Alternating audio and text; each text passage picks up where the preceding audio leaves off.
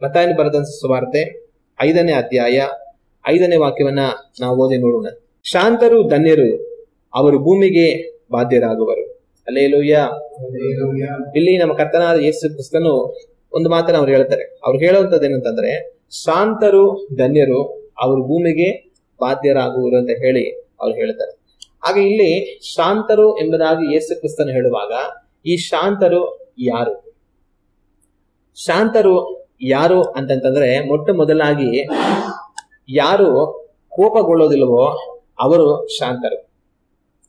ಕೆಲವೊಂದ್ಸಲಿ ನಾವು ಕೆಲವ್ರನ್ನ ನೋಡುವಾಗ ಈ ರೀತಿಯಾಗಿ ಹೇಳ್ತಾರೆ, ಒಂದ್ ವೇಳೆ ಏನೇ ಘಟನೆ ನಡೆದ್ರು ಕೂಡ ಹಠಾತ್ ಆಗಿ ಕೋಪಗೊಳ್ಳದಿರ ಸಮಾಧಾನವಾಗಿರುವಂತವ್ರನ್ನ ಯಾರಾದ್ರೂ ನೋಡಿದ್ರೆ ಏನ್ ಹೇಳ್ತಾರೆ ಅಂದ್ರೆ, ಇವ್ರಂತ ಶಾಂತ ಮೂರ್ತಿಯಪ್ಪ, ಕೋಪನೇ ಮಾಡ್ಕೊಳ್ಳೋದಿಲ್ಲ, ನಮ್ಗೆ ತುಂಬಾ ಇಷ್ಟ ಇವ್ರು, ಕೋಪನೇ ಮಾಡ್ಕೊಳ್ಳೋದಿಲ್ಲ, ನಾನು ಇವ್ರನ್ನ ತುಂಬಾ ಸರಿ ನೋಡಿದ್ದೀನಿ, ಏನೇ ಆಗ್ಲಿ ಇವರು ಕೋಪನೇ ಪಡ್ಕೊಳ್ಳೋದಿಲ್ಲ, ನಿಜವಾಗ್ಲೂ ಶಾಂತ ಮೂರ್ತಿ ಇವರು ಅಂತ ಕೆಲವೊಂದ್ಸಲಿ ಹೇಳ್ತಾ ಇರ್ತಾರೆ.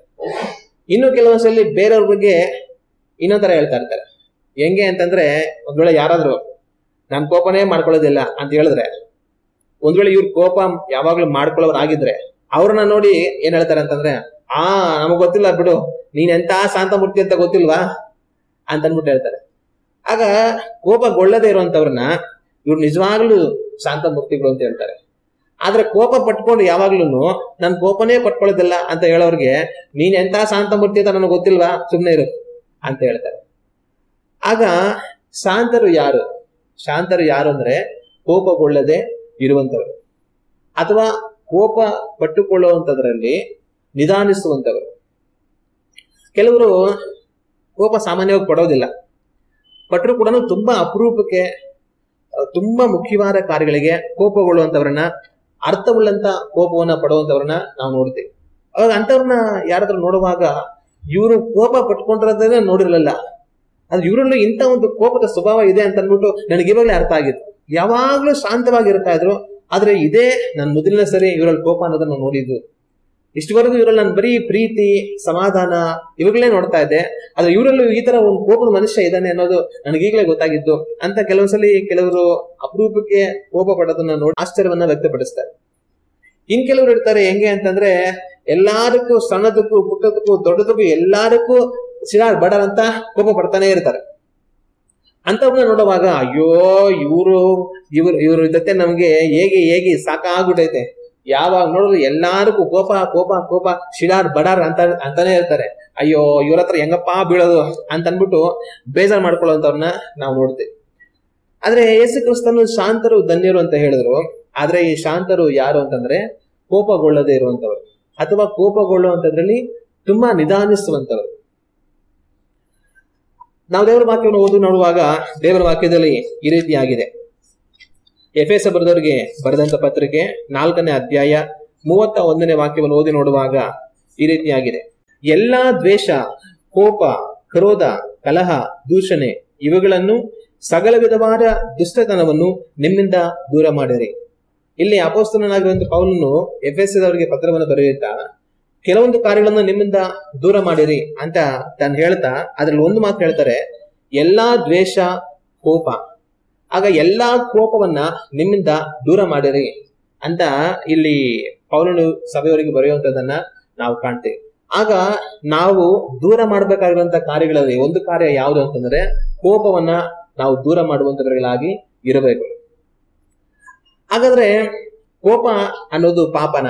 ಸಾಮಾನ್ಯವಾಗಿ ನಾವೆಲ್ಲರೂ ಒಂದಲ್ಲ ಒಂದು ಸಮಯದಲ್ಲಿ ಕೋಪಕ್ಕೆ ಒಳಗಾಗಿರ್ಬೋದು. ಸಿಟ್ಟಿನಿಂದ ಯಾರನ್ನಾದ್ರೂ ಗದರಿಸಿರ್ಬೋದು, ಸಿಟ್ಟಿನಿಂದ ಯಾರಿಗಾದ್ರೂ ಒಂದೇಟ್ ಹಾಕಿರ್ಬೋದು, ಸಿಟ್ಟಿನಿಂದ ಒಂದು ವೇಳೆ ನಾವು ಮಾತಾಡಿರ್ಬೋದು, ಏನ್ ಬೇಕಾದ್ರೂ ಮಾಡಿರ್ಬೋದು. ಕೆಲವೊಂದ್ಸಲ ನಾವ್ ಏನು ಮಾಡಿಲ್ಲ ಅಂದ್ರೂ ಕೂಡ ತುಂಬಾ ಸಿಟ್ಟತ್ಬಿಟ್ಟು ಆ ಸಿಟ್ಟನ್ನ ನಾವೇ ನುಂಗ್ಕೊಂಡು ಸುಮ್ಮನೆ ಕೂಡ ಇದ್ದಿರ್ಬೋದು. ಆಗ ನಾವೆಲ್ಲ ಒಂದಲ್ಲ ಒಂದು ಸಮಯದಲ್ಲಿ ಒಂದು ವೇಳೆ ಕೋಪಗೊಂಡಿರೋದಕ್ಕೆ ಅವಕಾಶ ಇರುತ್ತೆ. ಆದ್ರೆ ಕೋಪಗೊಳ್ಳದೆ ಪಾಪನ ಅಂತಂದ್ರೆ, ಕೋಪಗೊಳ್ಳದೆ ಪಾಪ ಅಲ್ಲ. ದೇವರ ವಾಕ್ಯ ಕೋಪ ನಿನಗೆ ಕೋಪ ಬರುತ್ತೆ ಅಂದ್ರೆ ನೀನ್ ಪಾಪಿ ಅಂತ ಹೇಳೋದಿಲ್ಲ. ಆದ್ರೆ ದೇವರ ವಾಕ್ಯ ಏನ್ ಹೇಳುತ್ತೆ ಅಂದ್ರೆ, ಕೋಪವನ್ನ ದೂರ ಮಾಡಿಕೊಳ್ಳಿರಿ ಅಂತ ಹೇಳುತ್ತೆ. ಕಾರಣ ನಾವು ದೇವರಲ್ಲಿಯೂ ಸಹ ಕೋಪವನ್ನು ನೋಡ್ತೇವೆ. ಸರ್ವಶಕ್ತನಾದ ದೇವರು, ಆತನಲ್ಲಿ ಕೆಲವು ಸಲ ಆತನು ಕೋಪವನ್ನು ವ್ಯಕ್ತಪಡಿಸುವುದಂತದನ್ನ ದೇವರ ವಾಕ್ಯದಲ್ಲಿ ನಾವು ನೋಡ್ತೀವಿ. ನಮ್ಮ ಕರ್ತನಾದ ಯೇಸು ಕ್ರಿಸ್ತನ ಈ ಲೋಕದಲ್ಲಿ ಅವರು ಸೇವೆ ಮಾಡ್ತಾ ಇದ್ದಾಗಲೂ ಕೂಡ ಅವರು ಕೆಲವೊಂದ್ಸಲಿ ಕೆಲವೊಂದು ವಿಷಯಗಳಿಗೆ ಕೋಪಗೊಂಡದನ್ನ ನಾವು ನೋಡ್ತೇವೆ. ಆಗ ದೇವರು ಕೋಪಗೊಂಡ್ರು, ನಮ್ಮ ಕರ್ತನಾದ ಯೇಸು ಕ್ರಿಸ್ತನು ಸಹ ಕೋಪವನ್ನು ವ್ಯಕ್ತಪಡಿಸಿದ್ರು.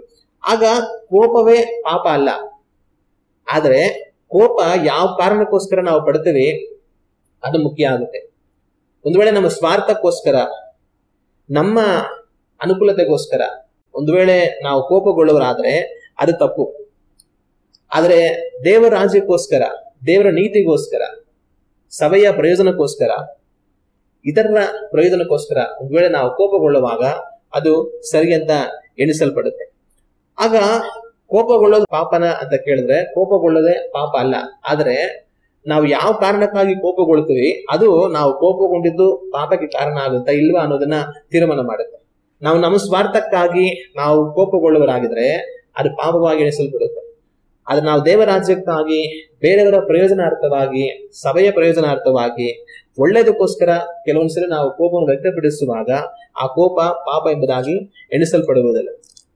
ಅದೇ ಸಮಯದಲ್ಲಿ ಕೋಪಗೊಳ್ಳೋದು ಪಾಪ ಅಲ್ಲ ಅಂತ ಅಂದ್ಬಿಟ್ಟು ಕೋಪ ಪಾಪಕ್ಕೆ ಕಾರಣ ಆಗುವ ಹಾಗೆ ನಾವು ಅವಕಾಶವನ್ನು ಮಾಡಬಾರದು. ಕೆಲವೊಂದ್ಸಲಿ ಕೋಪನೇ ಪಾಪ ಅಲ್ಲ, ಆದ್ರೆ ಕೋಪ ಪಾಪಕ್ಕೆ ದಾರಿ ಮಾಡಿಬಿಡೋದಕ್ಕೆ ಅವಕಾಶ ಇರುತ್ತೆ. ಕೋಪದಲ್ಲಿ ಕೆಲವೊಂದು ತಪ್ಪುಗಳನ್ನ ಮಾಡಿಬಿಡೋದಕ್ಕೆ ಅವಕಾಶ ಇರುತ್ತೆ. ಕೋಪದಲ್ಲಿ ಕೆಲವೊಂದು ಅನಾಹುತಗಳನ್ನ ಮಾಡಿಬಿಡೋದಕ್ಕೆ ಅವಕಾಶ ಇರುತ್ತೆ. ಕೋಪದಲ್ಲಿ ಕೆಲವೊಂದು ಒಳ್ಳೆಯ ಕಾರ್ಯಗಳನ್ನ ಕೆಡಿಸಿ ಬಿಡೋದಕ್ಕೆ ಅವಕಾಶ ಇರುತ್ತೆ. ಅದರಿಂದ ದೇವ್ರ ವಾಕ್ಯ ಏನ್ ಹೇಳುತ್ತಂದ್ರೆ ಕೋಪ ಬರುವಂತದ್ದೇ ಪಾಪ ಅಲ್ಲ, ಆದ್ರೆ ಆದಷ್ಟು ಕೋಪವನ್ನ ಅಣಗಿಸಿಕೊಳ್ಳುವಂಥದ್ದು, ಕೋಪವನ್ನು ನಮ್ಮಿಂದ ದೂರ ಮಾಡ್ಕೊಳ್ಳುವಂಥದ್ದು ಮನುಷ್ಯನಿಗೆ ಒಳ್ಳೇದು. ಯಾಕಂದ್ರೆ ಕೋಪ ನಮ್ಮಲ್ಲಿ ಇರೋದ್ರಿಂದ ಏನಾಗುತ್ತೆ ಅಂತಂದ್ರೆ ಅದು ಒಂದಲ್ಲ ಒಂದ್ ದಿವಸ ಸಮಸ್ಯೆಯನ್ನು ಉಂಟು ಮಾಡೋದಕ್ಕೆ ಅವಕಾಶ ಇರುತ್ತೆ, ತೊಂದರೆಗಳನ್ನು ಉಂಟು ಮಾಡೋದಕ್ಕೆ ಅವಕಾಶ ಇರುತ್ತೆ. ಅದರಿಂದ ದೇವ್ರ ವಾಕ್ಯ ನಮ್ಗೆ ಹೇಳುತ್ತಂದ್ರೆ ಕೋಪವನ್ನು ನಿಮ್ಮಿಂದ ದೂರ ಮಾಡಿಕೊಳ್ಳಿರಿ ಅಂತ ದೇವ್ರ ವಾಕ್ಯ ಹೇಳುತ್ತೆ. ಅದೇ ಎಫೆಸದವರಿಗೆ ಬರೆದ ಪತ್ರಿಕೆ 4ನೇ ಅಧ್ಯಾಯ 26ನೇ ವಾಕ್ಯವನ್ನ ನಾವು ಓದಿ ನೋಡುವಾಗ ಈ ವಾಕ್ಯದಲ್ಲಿ ಈ ರೀತಿಯಾಗಿದೆ: ಕೋಪ ಮಾಡಬೇಕಾದರೂ ಪಾಪ ಮಾಡಬೇಡಿರಿ, ಸೂರ್ಯನು ಮುಳುಗುವುದಕ್ಕಿಂತ ಮುಂಚೆ ನಿಮ್ಮ ಸಿಟ್ಟು ತೀರಲಿ. ಇಲ್ಲಿ ಪೌಲ್ ಏನ್ ಹೇಳ್ತಾರೆ ಅಂದ್ರೆ ನೀವು ಕೋಪನೇ ಮಾಡ್ಕೊಳ್ಬಾರದು ಅಂತ ಹೇಳೋದಿಲ್ಲ, ಆದ್ರೆ ಒಂದು ವೇಳೆ ಮನುಷ್ಯನಿಗೆ ಕೋಪ ಅನ್ನುವಂಥದ್ದು ಬರುವಂಥದ್ದು ಸಹಜ. ಆದ್ರೆ ಆ ಕೋಪ ಅನ್ನುವಂಥದ್ದು ಬರುವಾಗ ಅದು ಪಾಪಕ್ಕೆ ಕಾರಣವಾಗದ ಹಾಗೆ, ನೀವು ಕೋಪದಲ್ಲಿ ಪಾಪವನ್ನು ಮಾಡದ ಹಾಗೆ ಎಚ್ಚರಿಕೆಯಾಗಿರಿ ಅಂತ ವಿಶ್ವಾಸಗಳನ್ನ ಎಚ್ಚರಿಸುವುದನ್ನು ನಾವು ಕಾಣ್ತೇವೆ. ಸೂರ್ಯನು ಮುಳುಗುವುದಕ್ಕಿಂತ ಮುಂಚೆ ನಿಮ್ಮ ಸಿಟ್ಟು ತೀರಲಿ. ಒಂದು ವೇಳೆ ಬೆಳಿಗ್ಗೆ ಹೆಂಡತಿ ಏನೋ ತೊಂದರೆ ಮಾಡ್ಬಿಟ್ಲು, ಮಕ್ಳು ಏನೋ ತೊಂದರೆ ಮಾಡ್ಬಿಟ್ರು, ಗಂಡ ಏನೋ ತೊಂದರೆ ಮಾಡ್ಬಿಟ್ಟ, ಕೋಪ ಬಂದ್ಬಿಡ್ತು, ಬೇಜಾರಾಗ್ಬಿಡ್ತು. ಆದ್ರೆ ಆ ಒಂದು ಕೋಪ, ಒಂದು ಬೇಜಾರು ನಿಮ್ಮಲ್ಲಿ ಎಷ್ಟರಲ್ಲಿ ಇರಬೇಕು ಅಂತಂದ್ರೆ ರಾತ್ರಿ ಆಗೋಷ್ಟರಲ್ಲಿ ಮುಗಿದೋಗ್ಬೇಕು. ನೀವು ರಾತ್ರಿ ಆಗೋಷ್ಟರಲ್ಲಿ ಸಮಾಧಾನ ಮಾಡ್ಕೊಂಡು ಸರಿ ಹೋಗ್ಲಿ ಬಿಡಿ ಏನೋ ಆಯ್ತು ಅಂತ ಎಲ್ಲವನ್ನು ಬಿಟ್ಟುಬಿಟ್ಟು ನೀವು ಬೆಳಿಗ್ಗೆ ಎದ್ದೋಳಷ್ಟರಲ್ಲಿ ಒಂದು ಮನಸ್ಸಿನಿಂದ ಸಂತೋಷವಾಗಿ ಎದ್ದು ಜೀವನವನ್ನ ನಡೆಸುವಂತವರಾಗಿರ್ಬೇಕು.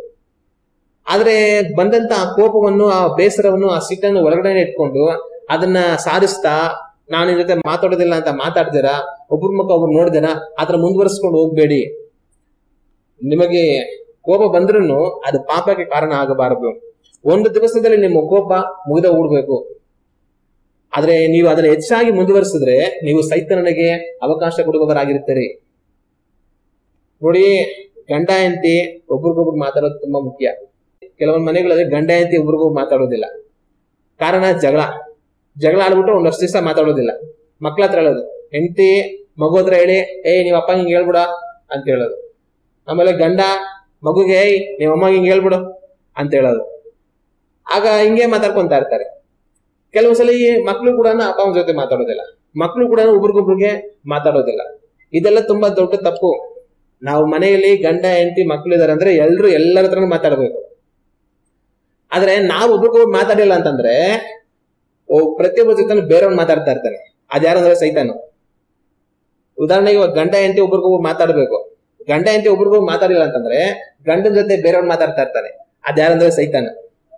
ಹೆಂಡತಿ ಗಂಡ ಜೊತೆ ಮಾತಾಡಿಲ್ಲ ಅಂದ್ರೆ ಹೆಂಡತಿ ಜೊತೆ ಬೇರೆಯವ್ರು ಮಾತಾಡ್ತಾ ಇರ್ತಾನೆ. ಅದ್ಯಾರಂದ್ರೆ ಸೈತಾನ. ಏನು ಅಂತಂತಂದ್ರೆ ಹೆಂಡತಿ ಅಂತ ಸೈತಾನ ಹೇಳ್ತಾನಂತಂದ್ರೆ ನಿಮ್ ಗಂಡ ಇದಾನಲ್ಲ ಅವ್ನ್ ತುಂಬಾ ಸರಿ ಇಲ್ಲ ನೋಡು, ಅವ್ನಿಗೆ ಎಷ್ಟು ಅಹಂಕಾರ, ನಿನ್ನ ಹತ್ರ ಮಾತಾಡೋದೇ ಇಲ್ಲ ಅಂತಂದಾನೆ, ಅವ್ನಿಗೆ ಎಷ್ಟು ಕೊಪ್ಪು ನೋಡು, ಅವ್ನ್ ಮಾತಾಡೋಗಂಟ ನೀನ್ ಮಾತಾಡ್ಬೇಡ, ಅವ್ನಿಗೆ ಸರಿಯಾಗಿ ಊಟ ಮಾಡಬೇಡ, ನೀನ್ ಅಡಿಗೆ ಮಾಡಿಲ್ಲ ಅಂತಂದ್ರೆ ಅವ್ನ್ ಏನ್ ತಿಂತಾನ ನೋಡೋಣ ಅಂತ ಸೈತಾನ್ ಹೆಂಡತಿ ಹತ್ರ ಮಾತಾಡ್ತಾ ಇರ್ತಾನೆ. ಮತ್ತೆ ಗಂಡನ ಹತ್ರ ಸೈತಾನ್ ಮಾತಾಡ್ತಾ ಇರ್ತಾನೆ, ನಿನ್ ಹೆಂಡತಿಗೆ ಎಷ್ಟು ದಿಮಾಕ್ ನೋಡು, ನಿನ್ನ ಹತ್ರನೇ ಮಾತಾಡಲ್ಲ ಅಂತಾಳೆ, ನೀನ್ ದುಡ್ಡು ತಂದಾಕಿಲ್ಲ ಅಂತಂದ್ರೆ ಅವ್ರು ಎಲ್ಲಿಂದ ಅಡಿಗೆ ಮಾಡಿಡ್ತಾಳೆ, ನೀನ್ ಮಾಡಾಕಿಲ್ಲ ಅಂದ್ರೆ ಅವ್ರು ಎಲ್ಲಿಂದ ತಗೊಂಡ್ಬರ್ತಾಳೆ. ಆದ್ರೂ ಅವ್ಳಿಗೆ ಎಷ್ಟು ದಿಮಾಕ್, ನಿನ್ನ ಹತ್ರನೇ ಮಾತಾಡಲ್ಲ ಅಂತಾಳೆ. ನೀನು ಮಾತಾಡಲೇಬೇಡ ಅವಳ ಹತ್ರ, ನೋಡೋಣ ಅವಳು ಏನ್ ಮಾಡ್ತಾಳೆ ಅಂತ. ನೀನ್ ಮನೆಗೆ ಕಾಸೆ ಕೊಡ್ಬೇಡ, ನೀನ್ ಆಚೆ ಕಡೆ ಹೋಟ್ಲಲ್ಲಿ ತಿನ್ಕೊಂಬ ಸುಮ್ಮನೆ ಮಲಗುವ, ಅವಳು ಏನ್ ತಿಂತಾಳೆ ನೋಡೋಣ ಅಂತ ಸೈತನ್ ಗಂಡನ ಹತ್ರ ಮಾತಾಡ್ತಾ ಇರ್ತಾರೆ. ಅದ್ರ ಗಂಡ ಅಂತ ಒಬ್ರಿಗೊಬ್ರು ಮಾತಾಡ್ಕೊಂಡು ಸರಿ ಹೋಗ್ಲಿ ಬಿಡಿ, ಏನೋ ಆಯ್ತು, ನಾವು ಒಬ್ರನ್ನೊಬ್ರನ್ನ ಅನುಸರಿಸ್ಕೊಂಡು ಒಬ್ರನ್ನೊಬ್ರು ಕ್ಷಮಿಸ್ಕೊಂಡು ಒಬ್ರನ್ನೊಬ್ರು ಅರ್ಥ ಮಾಡ್ಕೊಂಡು ಸಮಾಧಾನದಿಂದ ಹೋಗೋಣ ಅಂತ ಒಬ್ರಿಗೊಬ್ರು ರಾಜಿ ಆಗ್ಬಿಟ್ರೆ ಸೈತಾನ್ ಓಡ ಬರ್ತಾನೆ. ಏನಪ್ಪ ಇವರೆಲ್ಲ ಒಂದಾಗ್ಬಿಟ್ರು ಅಂತ ಸೈತಾನ್ಗೆ ಏನ್ ಕೆಲಸ ಇರಲ್ಲ. ಆದ್ರೆ ಮಾತಾಡಿಲ್ಲ ಅಂತಂದ್ರೆ, ಗಂಡ ಹೆಂಡತಿ ಅನ್ಯೋನ್ಯವಾಗಿಲ್ಲ ಅಂದ್ರೆ ಸೈತಾನ ಒಬ್ರೊಬ್ರ ಜೊತೆ ಅನ್ಯೋನ್ಯ ಆಗ್ಬಿಡ್ತಾರೆ. ಇದು ಮಕ್ಳಿಗೂ ಅಷ್ಟೇನೆ, ಅಣ್ಣ ತಮ್ಮಂದ್ರು ಅಕ್ಕ ತಂಗಿದ್ರು ಮನೇಲಿ ಇದಾರೆ ಅಂದ್ರೆ ಒಬ್ರಿಗೊಬ್ರು ಮಾತಾಡ್ಕೊಂಡು ಅನ್ಯೋನ್ಯವಾಗಿರ್ಬೇಕು. ಅವ್ನ ಮಕ್ಕ ನಾನ್ ನೋಡಲ್ಲ, ನನ್ ಮಕ್ಕ ಅವ್ನ್ ನೋಡೋದ್ ಬೇಡ, ಅವನ ಹತ್ರ ನಾನ್ ಮಾತಾಡಲ್ಲ, ನನ್ನ ಹತ್ರ ಅವ್ನ್ ಮಾತಾಡಬಾರ್ದು ಅಂತ ಅಕ್ಕ ತಂಗಿದ್ರು ಅಣ್ಣ ತಂಗಿದ್ರು ಇವರೆಲ್ಲ ದೂರ ದೂರ ಇದ್ರೆ ಸೈತಾನ್ ಅವ್ರನ್ನ ಏನ್ ಮಾಡ್ತಾನೆ, ಅವ್ರ ಹತ್ರ ಇವ್ರ ಬಗ್ಗೆ ತಪ್ಪಾಗಿ ಅವ್ರನ್ನ ಪ್ರೇರೇಪಿಸ್ತಾ ಅವ್ರ ಮುಂದೆ ಶತ್ರುಗಳ ಮಾಡ್ಬಿಡ್ತಾನೆ. ಅದಕ್ಕೋಸ್ಕರ ದೇವ್ರ ವಾಕ್ಯ ಹೇಳದಲ್ಲಿ ಪೌಲ ಹೇಳುತ್ತಂತಂದ್ರೆ, ಕೋಪ ಮಾಡಬೇಕಾದರೂ ಪಾಪ ಮಾಡಬೇಡಿರಿ, ಸೂರ್ಯನು ಮುಳುಗುವುದಕ್ಕಿಂತ ಮುಂಚೆ ನಿಮ್ಮ ಸಿಟ್ಟು ತೀರಲಿ. ಒಂದು ದಿವಸದಲ್ಲಿ ಎಲ್ಲ ಮುಗಿಸ್ಬಿಡ್ಬೇಕು ಸಮಸ್ಯೆನ, ನಾಳೆ ಚೆನ್ನಾಗಿರ್ಬೇಕು. ನೀವು ದಿನಗಟ್ಲೆ ಮುಂದುವರ್ಸ್ಕೊಂಡು ಹೋದ್ರೆ ಸೈತಾನ್ಗೆ ಅವಕಾಶ ಕೊಟ್ಟಂಗ ಆಗುತ್ತೆ. ಅವನೇನ್ ಮಾಡ್ತಾನೆ, ದ್ವೇಷವನ್ನ ಬೆಳೆಸಿ ಒಬ್ರಿಗೊಬ್ರು ವಿರೋಧ ಮಾಡೋ ಹಾಗೆ ಮಾಡಿ ಅವನೇನ್ ಮಾಡ್ತಾನೆ, ಕುಟುಂಬಗಳನ್ನ ಹಾಳು ಮಾಡ್ತಾನೆ ಅಂತ ವಿಶ್ವಾಸಗಳನ್ನ ಪೌಲಲ್ಲಿ ಎಚ್ಚರಿಸೋದನ್ನ ದೇವರ ವಾಕ್ಯದಲ್ಲಿ ನಾವು ಕಾಣ್ತೀವಿ. ಆಗ ಕೋಪಗೊಳ್ಳದೆ ಪಾಪ ಅಲ್ಲ, ಆದ್ರೆ ಕೋಪಗೊಂಡು ನಾವು ಪಾಪವನ್ನು ಮಾಡದ ಹಾಗೆ ಎಚ್ಚರಿಕೆ ಆಗಿರ್ಬೇಕು. ಸೈತಾನನಿಗೆ ಅವಕಾಶ ಕೊಡದ ಹಾಗೆ ನಾವು ಎಚ್ಚರಿಕೆ ಆಗಿರಬೇಕಾಗಿರುವಂತದ್ದು ಬಹಳ ಮುಖ್ಯ. ಇನ್ನು ನಾವು ದೇವರ ವಾಕ್ಯವನ್ನ ಓದಿ ನೋಡುವಾಗ ಯಾಕೋಬನು ಬರೆದಂತ ಪತ್ರಿಕೆ 1ನೇ ಅಧ್ಯಾಯ ವಾಕ್ಯಗಳು 19-20 ಓದಿ ನೋಡಿದರೆ ಈ ವಾಕ್ಯದಲ್ಲಿ ಈ ರೀತಿಯಾಗಿದೆ. ನನ್ನ ಪ್ರಿಯ ಸಹೋದರರೇ, ನೀವು ಬಲ್ಲವರು, ಆದರೆ ಪ್ರತಿಯೊಬ್ಬನು ಕಿವಿಗೊಡುವುದರಲ್ಲಿ ತೀವ್ರವಾಗಿಯೂ, ಮಾತಾಡುವುದರಲ್ಲಿ ನಿಧಾನವಾಗಿಯೂ, ಕೋಪಿಸುವುದರಲ್ಲಿ ನಿಧಾನವಾಗಿರಲಿ. ಮನುಷ್ಯನ ಕೋಪವು ದೇವರಿಗೆ ಮೆಚ್ಚುಗೆಯಾಗಿರುವ ನೀತಿಗೆ ಅನುಕೂಲವಾಗುವುದಿಲ್ಲ. ಇಲ್ಲಿ ಯಾಕೋಬನು ವಿಶ್ವಾಸಿಗಳಿಗೆ ಪತ್ರವನ್ನು ಬರೆಯುತ್ತಾ ಅವರು ನಿಧಾನಿಸಬೇಕಾಗಿರುವಂತಹ ಕಾರ್ಯದ ಬಗ್ಗೆ ಹೇಳ್ತಾನೆ. ನೀವು ಕೆಲವೊಂದು ವಿಷಯಗಳಲ್ಲಿ ನಿಧಾನವಾಗಿರ್ಬೇಕು ಅಂತ ಹೇಳ್ಬಿಟ್ಟು, ಯಾವ ವಿಷಯಗಳಲ್ಲಿ ಅಂತಂದ್ರೆ ಮಾತಾಡೋದ್ರಲ್ಲಿ ನಿಧಾನವಾಗಿರಿ. ಸುಮ್ನೆ ಆತರ ಬಿದ್ದು ಡಬ ಡಬ ಡಬ ಅಂತ ಎಲ್ಲ ನನಗೆ ಗೊತ್ತು ಅಂತ ಮಾತಾಡ್ಬೇಡಿ. ಸ್ವಲ್ಪ ಮಾತಾಡೋದನ್ನ ನಿಲ್ಲಿಸಿ ಕೇಳೋದನ್ನ ಕಲ್ತ್ಕೊಳ್ಳಿ ಅಂತ ಹೇಳ್ತಾನೆ. ಮತ್ತೆ ಇನ್ನೂ ಏನ್ ಹೇಳ್ತಾನೆ ಅಂದ್ರೆ, ಕೋಪಿಸುವುದರಲ್ಲಿಯೂ ನಿಧಾನವಾಗಿರಲಿ. ನೀವು ಕೋಪಗೊಳ್ತೀರಾ, ಅರೆ ಕೋಪಗೊಳ್ಳಿ, ಅರೆ ನಿಧಾನ ಕೋಪಗೊಳ್ಳಿ. ಏನೇ ಆದ್ರೂ ಕೂಡ ಆದಷ್ಟು ಕೋಪವನ್ನ ಅಣಗಿಸ್ಕೊಳ್ಳಿ. ನನಗೂ ಕೋಪ ಬರುತ್ತೆ ಅಂತ ಅನ್ಬಿಟ್ಟು ಎದ್ದು ಬಿದ್ದು ಡಮಾರ್ ಅಂತ ತೋರಿಸ್ಬೇಡಿ ಕೋಪವನ್ನ. ಕೋಪ ಎಲ್ಲರಿಗೂ ಬರುತ್ತೆ, ನೀವು ಮಾತ್ರ ಅಲ್ಲ. ಆದ್ರೆ ಕೋಪ ಬಂತು ಅಂತ ಹೇಳಿ ಕೋಪದಿಂದ ರೋಷಾವೇಶದಿಂದ ಶಕ್ತಿ ಪ್ರದರ್ಶನ ಮಾಡುವಂತವನು ಶ್ರೇಷ್ಠ ಅಲ್ಲ. ಯಾವನು ಕೋಪವನ್ನ ಅಡಗಿಸ್ಕೊಂತಾನೋ ಅವನು ಶ್ರೇಷ್ಠ. ತನ್ನನ್ನು ಆಳುವವನು ಪಟ್ಟಣವನ್ನು ಆಳುವವನಿಗಿಂತಲೂ ಶ್ರೇಷ್ಠ. ಒಂದು ಪಟ್ಟಣವನ್ನು ಬೇಕಾದ್ರೆ ಕಟ್ಟಿ ಹಾಕ್ಬೋದು, ಆದ್ರೆ ಒಬ್ಬನು ಅವನನ್ನ ಕಟ್ಟಿ ಹಾಕೊಳ್ಳೋದು ತುಂಬಾ ಕಷ್ಟ ಅಂತ ದೇವ್ರ ವಾಕ್ಯ ಹೇಳುತ್ತೆ. ಆಗ ಕೆಲವರು ಕೋಪ ಬಂದಿದ ತಕ್ಷಣ ಹಂಗೆ ತಟ್ಟೆ ಎಲ್ಲ ಬಿಸಾಕ್ತಾ ಇರ್ತಾರೆ. ಮನೇಲಿ ಏನೋ ಅಡಿಗೆ ಮಾಡಿದ್ರು, ಹೆಂಡತಿನೋ ಅಡಿಗೆ ಮಾಡಿದ್ರು, ಇಲ್ಲ ಮಗಳೋ ಅಡಿಗೆ ಮಾಡಿದ್ರು, ಇಲ್ಲ ಅಮ್ಮನೋ ಅಡಿಗೆ ಮಾಡಿದ್ರು, ತಿಂತಾ ಇದ್ರಿ ಚೆನ್ನಾಗಿಲ್ಲ, ಸ್ವಲ್ಪ ರುಚಿ ಏನಾಗೋಯ್ತು, ಸ್ವಲ್ಪ ರುಚಿ ಸರಿ ಮಾಡಕ್ಕೆ ಸ್ವಲ್ಪ ಉಪ್ಪು ಹಾಕೊಂಡು ನೀರ್ ಹಾಕೊಂಡು ಏನೋ ಸರಿ ಮಾಡಕ್ ಸಾಧ್ಯ ಇದ್ರೆ ಸರಿ ಮಾಡ್ಬೋದು. ಸರಿ ಮಾಡಕ್ ಆಗಿಲ್ವಾ, ಏನ್ ಮಾಡೋದು, ಇವತ್ತು ಇಂಥದ್ದೇ ಸಿಕ್ಕಿದ್ ಊಟ, ದೇವ್ರೇ ಸ್ತೋತ್ರಪ್ಪ ಅಂತ ತಿನ್ಬಿಟ್ಟು ಎದಳ್ಬೇಕು. ಕೆಲವ್ರಂತೂ ಏರೋಪ್ಲೇನ್ ತರ ತಟ್ಟೆಗಳು ಹೋಗ್ತಾ ಇರುತ್ತೆ. ಏನ್ ಇದೆಲ್ಲ ಅಡಿಗೆದ, ಇದನ್ನೆಲ್ಲ ಯಾರು ತಿನ್ನಕಾಗುತ್ತೆ, ನಾವು ದುಡ್ದು ಕಷ್ಟಪಟ್ಟು ತಂದು ಇಂಥ ತಿನ್ಬೇಕಾ ಅಂತ ಅನ್ಬಿಟ್ಟು ಎಲ್ಲ ಆರಿಸ್ತಾ ಇರ್ತಾರೆ ಪ್ಲೇಟ್ಗಳನ್ನ. ಅಮೆರಿಕದವ್ರು ಅವಾಗ ಸೈನ್ಯದವರು ಆಕಾಶದಲ್ಲಿ ತಟ್ಟೆಗಳು ಹಾರ್ಕೊಂಡು ಹೋಗ್ತಾ ಇದೆ. ಅದು ಎಲ್ಲಿಂದ ಬಂದಿದೆ, ಬೇರೆ ಅಂತರಿಕ್ಷದಿಂದ ಯಾರೋ ತಟ್ಟೆಗಳು ತಗೊಂಡು ಓಡಿಸ್ಕೊಂಡು ಹೋಗ್ತಾ ಇದಾರೆ ಅಂತ ತೋರಿಸ್ತಾ ಇರ್ತಾರೆ. ನಮ್ಮ ಮನೆಗಳಲ್ಲಿ ಅವಾಗ ತಟ್ಟೆಗಳು ಹಾರ್ತಾ ಇರುತ್ತೆ.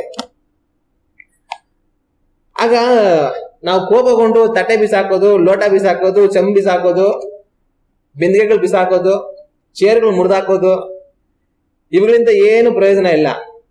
ಕೋಪಗೊಂಡು ನಾನು ಕೋಪ ಬಂದ್ರೆ ನೀನ್ ನೋಡ್ಬೇಕು, ನಾನು ಕೋಪ ಬಂದು ಏನೇನ್ ಮಾಡಿದ್ದೀನಿ ಗೊತ್ತಾ ನಿನ್ಗೆ ಅಂತ ಕೋಪಗೊಂಡು ಎಲ್ಲ ಹಾಳು ಮಾಡಿ ಗರ್ವದಿಂದ ಹೇಳ್ಕೊಳ್ಳೋರು ಇದ್ದಾರೆ. ಆದ್ರೆ ತುಂಬಾ ಕೋಪ ಬಂದು ಎಲ್ಲ ಹಾಳು ಮಾಡಿದೆ ಅಂತ ಸಂತೋಷ ಪಡೋದ್ರಲ್ಲಿ ಪ್ರಯೋಜನ ಇಲ್ಲ. ಆದ್ರೆ ಎಷ್ಟೇ ಕೋಪ ಬಂದ್ರು ನಾನು ಅದನ್ನ ಸಹಿಸ್ಕೊಂಡೆ, ಅಣಗಿಸ್ಕೊಂಡೆ ಅಂತ ಯಾವನು ಹೇಳ್ತಾನೋ ಅವನೇ ಧನ್ಯನು. ಆಗ ಇಲ್ಲಿ ಯಾಕೋಬನು ಹೇಳ್ತಾನಂದ್ರೆ, ಕೋಪಿಸುವುದರಲ್ಲಿ ನಿಧಾನಿಸಿರಿ. ಅಂತ ಹೇಳಿ ಕಾರಣ ಏನು ಅಂತಂದ್ರೆ ಮನುಷ್ಯನ ಕೋಪವು ದೇವರಿಗೆ ಮೆಚ್ಚುಗೆಯಾಗಿರುವ ನೀತಿಗೆ ಅನುಕೂಲವಾಗುವುದಿಲ್ಲ. ನೀವು ವಿಪರೀತ ಕೋಪಗೊಳ್ಳುವಂತವರಾಗಿದ್ರೆ ಒಂದು ವೇಳೆ ದೇವರ ನೀತಿಗೆ ಅದು ಮೆಚ್ಚುಗೆ ಆಗಿರುವುದಿಲ್ಲ.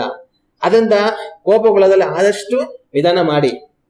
ಒಂದ್ ವೇಳೆ ಬೇರೆಯವ್ರು ತಪ್ಪೇ ಮಾಡಿರ್ಬಹುದು, ಬೇರೆಯವರು ಸಮಸ್ಯೆನೇ ಮಾಡಿರಬಹುದು, ನೀವು ಕೋಪಗೊಳ್ಳೋದ್ರಲ್ಲಿ ಅರ್ಥ ಇರಬಹುದು, ಆದ್ರೂ ಹಂಗಂತ ಹೇಳಿ ಕೋಪಗೊಂಡು ಸಮಸ್ಯೆಗಳನ್ನ ಮಾಡಬೇಡಿ, ಆದಷ್ಟು ನಿಧಾನಿಸ್ರಿ ಅಂತ ಯಾಕೋಬ ಬರೆಯುವಂತದನ್ನ ನಾವು ಕಾಣ್ತೇವೆ. ಆಗ ಯೇಸು ಕ್ರಿಸ್ತನು ಶಾಂತರು ಧನ್ಯರು ಅಂತ ಹೇಳಿದ್ರು. ಆಗ ಶಾಂತರು ಯಾರು? ಮೊಟ್ಟ ಮೊದಲು ಯಾರು ಕೋಪಗೊಳ್ಳದೆ ಇರ್ತಾರೋ, ಇಲ್ಲಾಂದ್ರೆ ಆದಷ್ಟು ಕೋಪವನ್ನ ನಿಯಂತ್ರಿಸ್ತಾರೋ ಅವರು ಶಾಂತರು. ಹಲ್ಲೆಲೂಯಾ. ಇವತ್ತು ನೀವು ಶಾಂತರ? ನಿಮ್ಮನ್ನ ನೋಡಿ ನೀವೆಂತ ಶಾಂತ ಪ್ರಿಯರಪ್ಪ ಅಂತ ಹೇಳ್ತಾರ? ಅದರ ಹೇಳಿ ಒಂದು ವೇಳೆ ನಿಜವಾಗ್ಲೂ ಶಾಂತ ಪ್ರಿಯರು ಅನ್ನೋ ಅವರಿಂದ ಆ ಮಾತು ಹೇಳ್ತಾರ? ಇಲ್ಲಾಂದ್ರೆ ನೀನು ತುಂಬಾ ಕೋಪಿಷ್ಟನು, ಆದ್ರೂ ಏನ್ ಮಾಡೋದು, ಅದನ್ನ ಹೇಳಕ್ ಆಗಲ್ಲ ಅಂತ ಅನ್ಬಿಟ್ಟು ನೀನ್ ತುಂಬಾ ಶಾಂತ ಪ್ರಿಯನು ಅಂತ ವ್ಯಂಗ್ಯವಾಗಿ ಹೇಳ್ತಾರ? ನಾವು ಯೋಚನೆ ಮಾಡ್ಬೇಕು. ನಿಜವಾಗ್ಲೂ ಶಾಂತ ಪ್ರಿಯನು ಅಂತ ಸಂತೋಷವಾದ ಜನಗಳು ಹೇಳಿದ್ರೆ ದೇವರಿಗೆ ಸ್ತೋತ್ರ. ಆದ್ರೆ ನೀನ್ ಎಂತ ಶಾಂತ ಪ್ರಿಯನು ನನಗೆ ಗೊತ್ತಿಲ್ವಾ ಅಂತ ಜನಗಳು ನಮ್ಮ ಬಗ್ಗೆ ಮಾತಾಡಿದ್ರೆ ನಾವು ಮನೆ ತಿರುಗಬೇಕಾಗಿರೋಂಥದ್ದು ತುಂಬಾ ಇದೆ. ಎರಡೂ ಒಂದೇ ಮಾತು, ನೀನ್ ಶಾಂತ ಪ್ರಿಯನು ಅಂತಾನೆ ಇಬ್ರು ಹೇಳೋದು. ಕೆಲವರು ನಿಜವಾಗ್ಲೂ ಹೇಳ್ತಾರೆ, ಕೆಲವರು ವ್ಯಂಗ್ಯವಾಗಿ ಹೇಳ್ತಾರೆ. ಇವತ್ತು ನಮ್ಮನ್ನ ನಾವು ಪರೀಕ್ಷೆ ಮಾಡ್ಕೊಂಡು ನೋಡ್ಬೇಕು. ಆಗ ಶಾಂತರು ಧನ್ಯರು ಅಂತ ಯೇಸು ಕ್ರಿಸ್ತನು ಹೇಳಿದ್ರು. ಅದರಲ್ಲಿ ಶಾಂತರು ಅಂದ್ರೆ ಯಾರು? ಮೊಟ್ಟ ಮೊದಲಾಗಿ ಕೋಪಗೊಳ್ಳದೆ ಇರುವಂತವ್ರು, ಕೋಪವನ್ನ ನಿಯಂತ್ರಿಸುವಂತವ್ರು. ಮತ್ತೆ ಎರಡನೇದಾಗಿ ಶಾಂತರು ಯಾರು ಅಂತಂದ್ರೆ ಆತರ ಪಡದೆ ಇರುವಂತವ್ರು. ನಮ್ಮಲ್ಲಿ ಕೆಲವರು ಇರ್ತಾರೆ, ಹೆಂಗೆ ಅಂತಂದ್ರೆ ಎಲ್ಲಾರಿಗೂ ಆತರ, ನೆಮ್ಮದಿಯಾಗಿ ಏನು ಮಾಡೋದಕ್ಕೆ ಬಿಡೋದಿಲ್ಲ. ನಾವು ಏನು ಮಾಡಿ ಅದಾಗಬೇಕು ಅನ್ನೋಷ್ಟ್ರಲ್ಲಿ ಇವ್ರು ಆತರದಿಂದ ಎಲ್ಲ ಗಬ್ಬುರ್ಸ್ಬಿಡ್ತಾರೆ. ಒಂದ್ ಸ್ವಲ್ಪ ತಾಳ್ಮೆಯಿಂದ ಇದ್ದು ಏನ್ ಮಾಡ್ಬೇಕು ಅದನ್ನ ಮಾಡೋದಕ್ಕೆ ಬಿಡೋದಿಲ್ಲ. ಆತರ ಅಂದ್ರೆ ಆತರ ಅಂತವ್ರನ್ನ ನೋಡುವಾಗ ಕೆಲವೊಂದ್ಸಲಿ ನಮಗೆ ಅವ್ರಿಗೆ ಏನ್ ಹೇಳ್ಬೇಕು ಅನ್ಸುತ್ತೆ, ಅಪ್ಪ ನೀನ್ ಮೊದಲು ಸಮಾಧಾನವಾಗಿದ್ರೆ ಅಷ್ಟೇ ಸಾಕು, ನೀನ್ ಮೊದಲು ಸುಮ್ನೆ ಇರು, ನೀ ಸುಮ್ನೆ ಇದ್ರೆ ಎಲ್ಲ ಚೆನ್ನಾಗಾಗುತ್ತೆ, ನೀ ಇದ್ರೆ ಆತರ ಪಟ್ಟು ನನ್ಗೆ ಟಾರ್ಚರ್ ಕೊಡ್ತಾ ಇದ್ರೆ ಆಗ ಕೆಲಸನೂ ಆಗಲ್ಲ ಅಂತ ಕೆಲವೊಂದ್ಸಲಿ ಕೆಲವರಿಗೆ ಬೈಯಂತದನ್ನ ನಾವು ಕಾಣ್ತೀವಿ. ಆಗ ಕೆಲವ್ರ ಸ್ವಭಾವ ಹೆಂಗಿರುತ್ತೆ ಅಂತಂದ್ರೆ ಆತರ ಎಲ್ಲದಕ್ಕೂ ಆತರ, ಸುಮ್ನೆ ಇರೋದಿಲ್ಲ. ಅವ್ರು ಸ್ವಲ್ಪ ಸಮಯಗಳನ್ನು ಕೊಡೋದಿಲ್ಲ, ಸರಿಯಾಗಿ ಅರ್ಥ ಮಾಡ್ಕೊಳ್ಳೋದಿಲ್ಲ, ಸರಿಯಾಗಿ ಕೇಳೋದಿಲ್ಲ, ಸರಿಯಾಗಿ ಮಾಡೋದಿಲ್ಲ. ಅರ್ಧಂಬರ್ಧ ಕೇಳಿ ಅರ್ಧಂಬರ್ಧ ಅರ್ಥ ಮಾಡ್ಕೊಂಡು ಅರ್ಧಂಬರ್ಧ ಕೆಲಸ ಮಾಡಿ ಎಲ್ಲ ಹಾಳು ಮಾಡಿಬಿಟ್ಟಿರ್ತಾರೆ. ಆಗ ಶಾಂತರು ಯಾರು ಅಂತಂದ್ರೆ ಆತರ ಪಡೆದೇ ಇರುವಂತವ್ರು, ಸರಿಯಾಗಿ ಕಾರ್ಯಗಳನ್ನ ಅರ್ಥ ಮಾಡ್ಕೊಂಡು ಸರಿಯಾಗಿ ಕೇಳಿ ಸರಿಯಾಗಿ ತಿಳ್ಕೊಂಡು ನಡೀತಾರಲ್ಲ ಅವರು ಶಾಂತರು. ಆದ್ರೆ ಯಾರು ಸುಮ್ಮನೆ ಎಲ್ಲರಿಗೂ ಆತರ ಪಡ್ತಾ ಇರ್ತಾರೋ ಅವರು ಶಾಂತರಲ್ಲ. ನಾವು ದೇವ್ರ ವಾಕ್ಯವನ್ನ ಓದಿ ನೋಡುವಾಗ ದೇವ್ರ ವಾಕ್ಯದಲ್ಲಿ ಜ್ಞಾನೋಕ್ತಿಗಳ ಪುಸ್ತಕ 19ನೇ ಅಧ್ಯಾಯ 2ನೇ ವಾಕ್ಯದಲ್ಲಿ ಈ ರೀತಿಯಾಗಿದೆ: ತಿಳುವಳಿಕೆ ಇಲ್ಲದೆ ಕೋರುವುದು ಅಯುಕ್ತ, ದುಡುಕುವ ಕಾಲು ದಾರಿ ತಪ್ಪುವುದು. ಇಲ್ಲಿ ದೇವ್ರ ವಾಕ್ಯ ಏನ್ ಹೇಳುತ್ತೆ ಅಂತಂದ್ರೆ ತಿಳುವಳಿಕೆ ಇಲ್ಲದೆ ಕೋರುವುದು ಅಯುಕ್ತ ಅಂದ್ರೆ ನಾವು ತಿಳುವಳಿಕೆ ಇಲ್ಲದೆ ಪ್ರಾರ್ಥನೆ ಮಾಡೋದ್ರಲ್ಲಿ ಪ್ರಯೋಜನ ಇಲ್ಲ ಅಂತ ಹೇಳಿ, ದುಡುಕುವ ಕಾಲು ದಾರಿ ತಪ್ಪುವುದು. ಯಾರು ದುಡುಕ್ತಾರೋ ಆತರದಿಂದ ಹೋಗ್ಬಿಡ್ಬೇಕಂತ ಹೋಗ್ತಾರೋ ಅವರು ದಾರಿ ತಪ್ಪು ಹೋಗ್ತಾರೆ ಅಂತ ಹೇಳಿ ದೇವರ ವಾಕ್ಯ ಹೇಳುತ್ತೆ. ಅದೇ ರೀತಿ 21ನೇ ಅಧ್ಯಾಯ 5ನೇ ವಾಕ್ಯವನ್ನ ನಾವು ಓದಿ ನೋಡಿದರೆ ಆ ವಾಕ್ಯದಲ್ಲಿ ಈ ರೀತಿಯಾಗಿದೆ: ಶ್ರಮಶೀಲರಿಗೆ ತಮ್ಮ ಯತ್ನಗಳಿಂದ ಸಮೃದ್ಧಿ, ಆತುರ ಪಡುವವರಿಗೆಲ್ಲ ಕೊರತೆಯೇ. ಇಲ್ಲಿ ವಾಕ್ಯ ಹೇಳುವಂತದ್ದೇನೆಂದ್ರೆ ಯಾರು ಕಷ್ಟಪಟ್ಟು ಪ್ರಯತ್ನಗಳು ಮಾಡ್ತಾರೋ ಅವ್ರಿಗೆ ಸಮೃದ್ಧಿ ಸಿಗುತ್ತೆ. ಆದ್ರೆ ಯಾರು ಕಷ್ಟಪಡಿದಾರ ಆತರದಿಂದ ನಮ್ಗೆ ಎಲ್ಲಾ ಸಿಕ್ಬಿಡ್ಬೇಕು ಅಂತ ಓಡ್ತಾ ಇರ್ತಾರೋ ಅಂತವ್ರಿಗೆ ಏನಾಗುತ್ತೆ? ಕೊರತೆ ಬರುತ್ತೆ ಅಂತ ದೇವರ ವಾಕ್ಯ ಹೇಳುತ್ತೆ. ಹಾಗೆ ಮುಂದುವರಿಸಿ 28ನೇ ಅಧ್ಯಾಯ 20ನೇ ವಾಕ್ಯವನ್ನ ನಾವು ಓದಿ ನೋಡಿದರೆ ಈ ವಾಕ್ಯದ ಈ ರೀತಿಯಾಗಿದೆ: ನಂಬಿಗಸ್ತನು ಆಶೀರ್ವಾದ ಪೂರ್ಣನಾಗುವನು, ಧನವಂತನಾಗಲು ಆತರ ಪಡುವವನು ದಂಡನೆಯನ್ನ ಹೊಂದದಿರನು. ಇಲ್ಲಿ ದೇವರ ವಾಕ್ಯ ಹೇಳುವಂಥದ್ದು ನಂಬಿಗಸ್ತನಾಗಿ ಅನ್ಯಾಯ ಮಾಡದೆ ಮೋಸ ಮಾಡದೆ ನೀತಿವಂತರಾಗಿ ನಡೆಯುವಂತವರುಗಳು ಆಶೀರ್ವಾದವನ್ನು ಹೊಂದ್ಕೊಳ್ತಾರೆ. ಆದ್ರೆ ಬೇಗ ಧನವಂತ ಆಗ್ಬಿಡ್ಬೇಕು, ಜಲ್ದಿ ದುಡ್ಡು ಸಂಪಾದನೆ ಮಾಡ್ಬಿಡ್ಬೇಕಂತ ಹೇಳಿ ಅಕ್ರಮ ಮಾಡಿ ಮೋಸ ಮಾಡಿ ವಂಚನೆ ಮಾಡಿ ನಾವು ದುಡ್ಡನ್ನ ಗಳಿಸುವಂತ ಪ್ರಯತ್ನ ಮಾಡಿದ್ರೆ ಅವನು ದಂಡನೆಯನ್ನು ಹೊಂದಿಕೊಳ್ತಾನೆ. ಧನವಂತನಾಗಲು ಆತರ ಪಡುವವನು ದಂಡನೆಯನ್ನ ಹೊಂದದಿರನು ಅಂತ ಹೇಳಿ ದೇವರ ವಾಕ್ಯ ಹೇಳುತ್ತೆ. 29ನೇ ಅಧ್ಯಾಯ 20ನೇ ವಾಕ್ಯವನ್ನ ನಾವು ಓದಿ ನೋಡೋಣ. ಜ್ಞಾನೋಕ್ತಿಗಳು 29, 20ನೇ ವಾಕ್ಯ. ದುಡುಕಿ ಮಾತಾಡುವವನನ್ನು ನೋಡು, ಅಂತವನಿಗಿಂತಲೂ ಮೂಢನ ವಿಷಯದಲ್ಲಿ ಹೆಚ್ಚು ನಿರೀಕ್ಷೆಯನ್ನಿಡಬಹುದು. ಇಲ್ಲಿ ಜ್ಞಾನ ಹೇಳುವಂತ ಮಾತು, ದುಡುಕಿ ಮಾತಾಡುವಂತವರಿದ್ದಾರೆ, ಆ ತರದಿಂದ ಮಾತಾಡುವಂತವ್ರು ಇದ್ದಾರೆ ಅಂತ ಇಲ್ಲಿ ಹೇಳುವಂತದನ್ನ ನಾವು ಕಾಣ್ತೀವಿ. ಅಂತವ್ರಿಗಿಂತಲೂ ಬುದ್ಧಿ ಇಲ್ಲದಿರುವಂತವರಲ್ಲಿ ನಿರೀಕ್ಷೆ ಇಡಬಹುದು, ಆದ್ರೆ ಆತರ ಪಟ್ಟು ದುಡುಕಿ ಮಾತಾಡುವಂತವರಲ್ಲಿ ನಿರೀಕ್ಷೆ ಇಡೋದಕ್ಕೆ ಆಗೋದಿಲ್ಲ ಅಂತ ಹೇಳಿ ಇಲ್ಲಿ ಜ್ಞಾನಿ ಹೇಳುವಂತದನ್ನ ನಾವು ಕಾಣ್ತೀವಿ. ಆಗ ಶಾಂತರು ಯಾರು ಅಂತಂದ್ರೆ ಆತರಗೊಳ್ಳದೆ ಇರುವಂತವ್ರು. ಕೆಲವರು ದುಡ್ಡಿಗೆ ಆತರ ಪಡ್ತಾ ಇರ್ತಾರೆ, ಹೆಂಗಾದ್ರೂ ಬೇಗ ಸಂಪಾದನೆ ಮಾಡ್ಬೇಕಂತ ಬೇಗ ಹಾಳ ಹೋಗ್ತಾರೆ.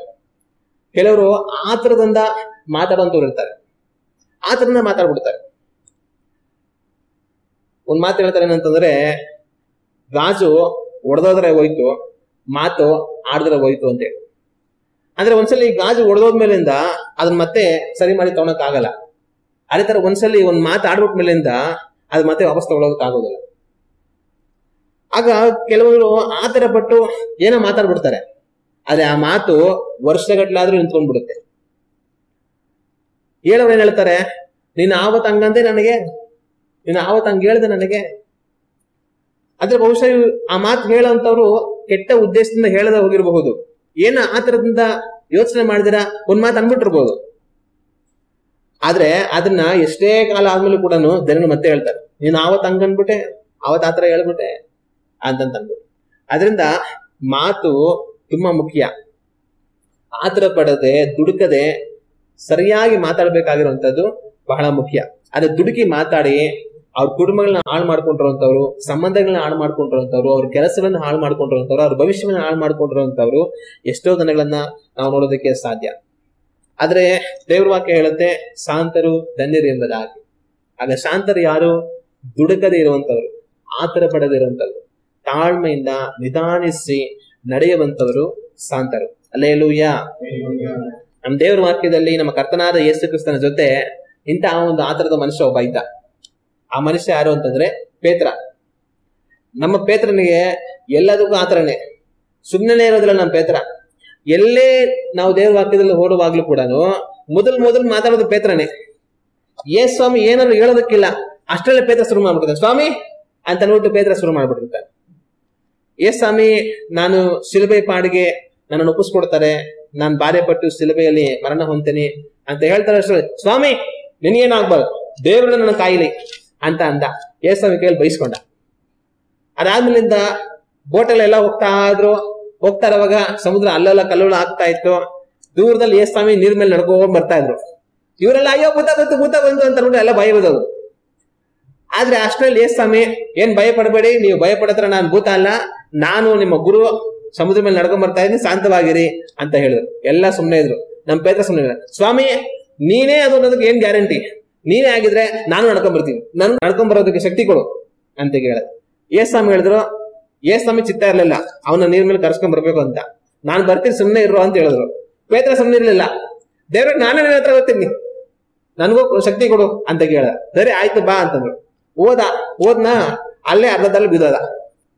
ಸ್ವಾಮಿ ಕಾಪಾಡು ಸ್ವಾಮಿ ಅಂತ ಬಿದ್ದಾಡ. ಏನಕ್ಕೆ ಪೇತ್ರ ಮುಳುಗೋ ಪರಿಸ್ಥಿತಿ ಬಂತು? ತಾಳ್ಮೆಯಿಂದ ಬೋಟಲ್ ಕಾಯ್ದಿರ, ನಾನೇ ಎಗರ್ಕೊಂಡು ಹೋಗ್ತೇನೆ ಅಂತ ಎಗರ್ಕೊಂಡು ಹೋಗಿದ್ದಕ್ಕಿಂತ ಪರಿಸ್ಥಿತಿ ಬಂತು. ಸ್ವಾಮಿ ಕರೆದ್ರ, ನೀನು ಬಾಯ್ಲಿ ನನ್ ಜೊತೆಗೆ ಅಂತ ಕರೆದ್ರ, ನಾನೇ ಬರ್ತೀನಿ ಅಂತ ಹೇಳಿ ಸುಮ್ನೆ ಇರ್ಬೇಕು ತಾನೆ. ಆತರ ಕೊಟ್ಟು ನಾನು ಬರ್ತೀನಿ ಅಂತ ಹೋಗಿದ್ರಿಂದ ಮುಳುಗೋ ಪರಿಸ್ಥಿತಿ ಬಂತು.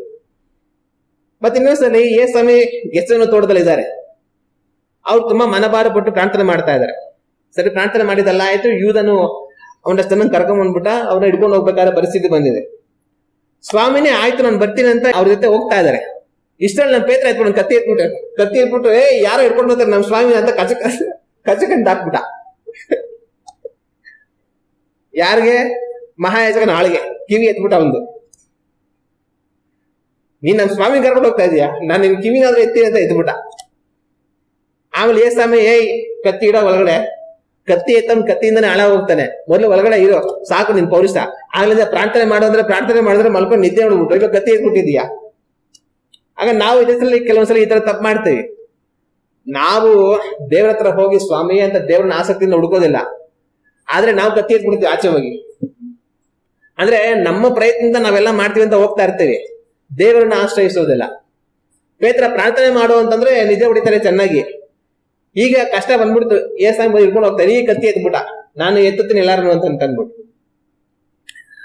ಆಗ ಈ ತರ ನಮ್ಮ ಪೇತ್ರ ಇನ್ನು ಅನೇಕ ಸನ್ನಿವೇಶಗಳು ನೋಡುವಾಗ ಎಲ್ಲರಲ್ಲೂ ಆತರನೇ, ಎಲ್ಲರಲ್ಲೂ ಮುಂದೆ ಹೋಗ್ತಾರೆ ಪೇತ್ರ. ಆದ್ರೆ ಒಂದು ದಿವಸ ಪೇತ್ರ ಬದಲಾದ. ಅದೇ ರೀತಿ ನಾವು ಆತರ ಇಲ್ಲದವರುಗಳಾಗಿ ಜೀವಿಸಬೇಕಾಗಿರುವಂತದ್ದು ಬಹಳ ಮುಖ್ಯ. ಶಾಂತರು ಧನ್ಯರು. ಶಾಂತರು ಯಾರು? ಆತರ ಪಡೆದೇ ಇರುವಂತವ್ರು. ಇವತ್ತು ನನ್ನನ್ನು ನಿಮ್ಮನ್ನು ನಾವು ಯೋಚನೆ ಮಾಡಿ ನೋಡ್ಬೇಕು, ನಾವು ಆತರಗಾರರಾಗಿದ್ದೇವಾ ಅಥವಾ ತಾಳ್ಮೆಯಿಂದ ಶಾಂತಿಯಿಂದ ನಡೆಯುವಂತವರಾಗಿದ್ದೇವಾ?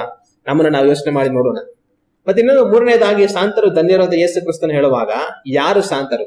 ಯಾರು ಶಾಂತರು ಅಂತಂದ್ರೆ ಕಷ್ಟವನ್ನ ಸಹಿಸುವಂತವರು ಶಾಂತರು, ಹಿಂಸೆಯನ್ನ ಸಹಿಸುವಂತವರು ಶಾಂತರು.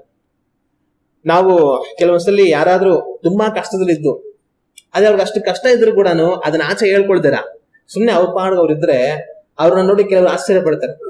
ಎಂತ ಮನುಷ್ಯಪ್ಪ ಇವರು, ಎಷ್ಟು ಕಷ್ಟ ಇದೆ ಇವ್ರಿಗೆ, ಎಷ್ಟು ತೊಂದರೆ ಇದೆ, ಎಷ್ಟು ಬಾಧೆ ಇದೆ, ಆದ್ರೂ ಕೂಡ ಎಲ್ಲವನ್ನೂ ಒಳಗಡೆ ಇಟ್ಕೊಂಡು ಅವರು ಆರಾಮಾಗಿದಾರಲ್ಲ, ಎಂತ ಶಾಂತ ಪ್ರಿಯರು. ಆದ್ರೆ ಒಂದು ವೇಳೆ ಇದೇ ತರ ಯಾರಿಗಾರು ಬೇರೆಯವ್ರ ಕಷ್ಟ ಇದ್ದಿದ್ರೆ ವಿಶ್ವದಾಗ ಅವ್ರ ಕತೆ ನೋಡ್ಬೇಕಾಗಿತ್ತ. ಅಯ್ಯೋ ನನಗ್ ಕಷ್ಟ, ಅಯ್ಯೋ ನನಗ್ ಕಷ್ಟ, ಅಯ್ಯೋ ನನಗ್ ಹಂಗೆ ನನಗ್ ಹಿಂಗೆ ಅಂತ ಹೇಳಿ ಎಷ್ಟು ದೊಡ್ಡ ರಂಪಾರಾಮಣೆ ಮಾಡ್ಬಿಡೋರು.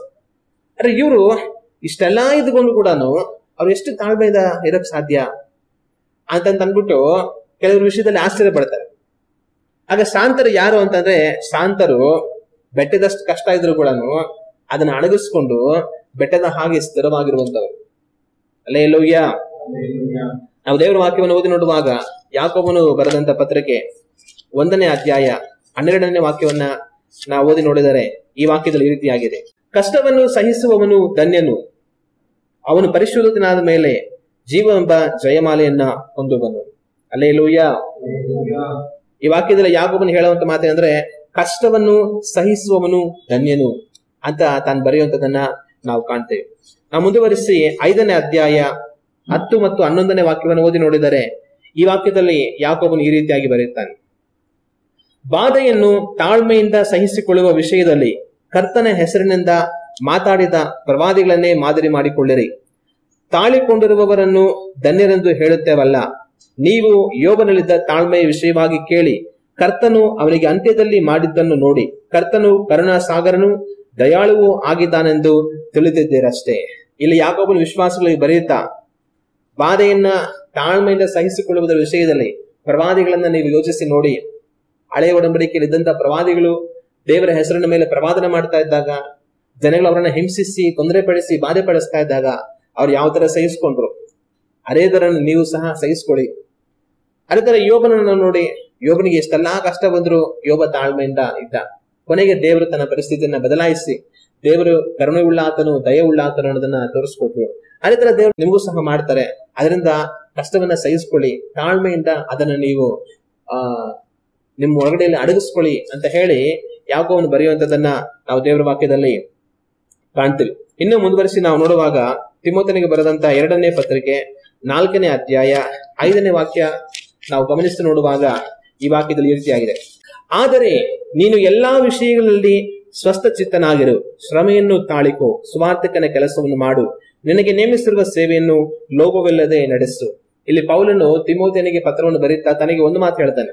ಏನು ಅಂತಂದ್ರೆ, ನೀನು ಎಲ್ಲಾ ವಿಷಯಗಳಲ್ಲಿ ಸ್ವಸ್ಥ ಚಿತ್ತನಾಗಿರು, ಶ್ರಮೆಯನ್ನು ತಾಳಿಕೋ. ತಿಮೋಥೆಯನೇ, ಕಷ್ಟ ಬರುತ್ತೆ, ತೊಂದರೆಗಳು ಬರುತ್ತೆ, ಸಮಸ್ಯೆಗಳು ಬರುತ್ತೆ, ವಿರೋಧಗಳು ಬರುತ್ತೆ, ಹೋರಾಟಗಳು ಬರುತ್ತೆ, ಆದ್ರೆ ನೀನೇನ್ ಮಾಡು, ಶ್ರಮೆಯನ್ನ ತಾಳಿಕೋ ಅಂತ ತಿಮೋಥನಿಗೆ ತಾನು ಪತ್ರ ಬರೆಯುವಂತದನ್ನ ನಾವು ಕಾಣ್ತೇವೆ. ಮತ್ತೆ ಕೊರಿಂಥರಿಗೆ ಬರೆದಂತ ಪತ್ರಿಕೆಯಲ್ಲಿ ಪೌಲನು ತನಗೆ ಏನೆಲ್ಲಾ ಶ್ರಮೆ ಬಂತು ಅದೆಲ್ಲ ಒಂದು ದೊಡ್ಡ ಪಟ್ಟಿಯನ್ನು ಬರೆಯುವಂತದನ್ನ ನಾವು ಕಾಣ್ತೇವೆ. ಆಗ ದೇವರಿಗೆ ನಮ್ಮ ದೃಷ್ಟಿ ಕೊಟ್ಟು ನಾವು ಜೀವಿಸುವಂತಹ ಸಮಯದಲ್ಲಿ ನಮ್ಮ ಜೀವಿತಗಳಲ್ಲಿ ಶ್ರಮೆ ಅನ್ನೋದು ಸಹಜ.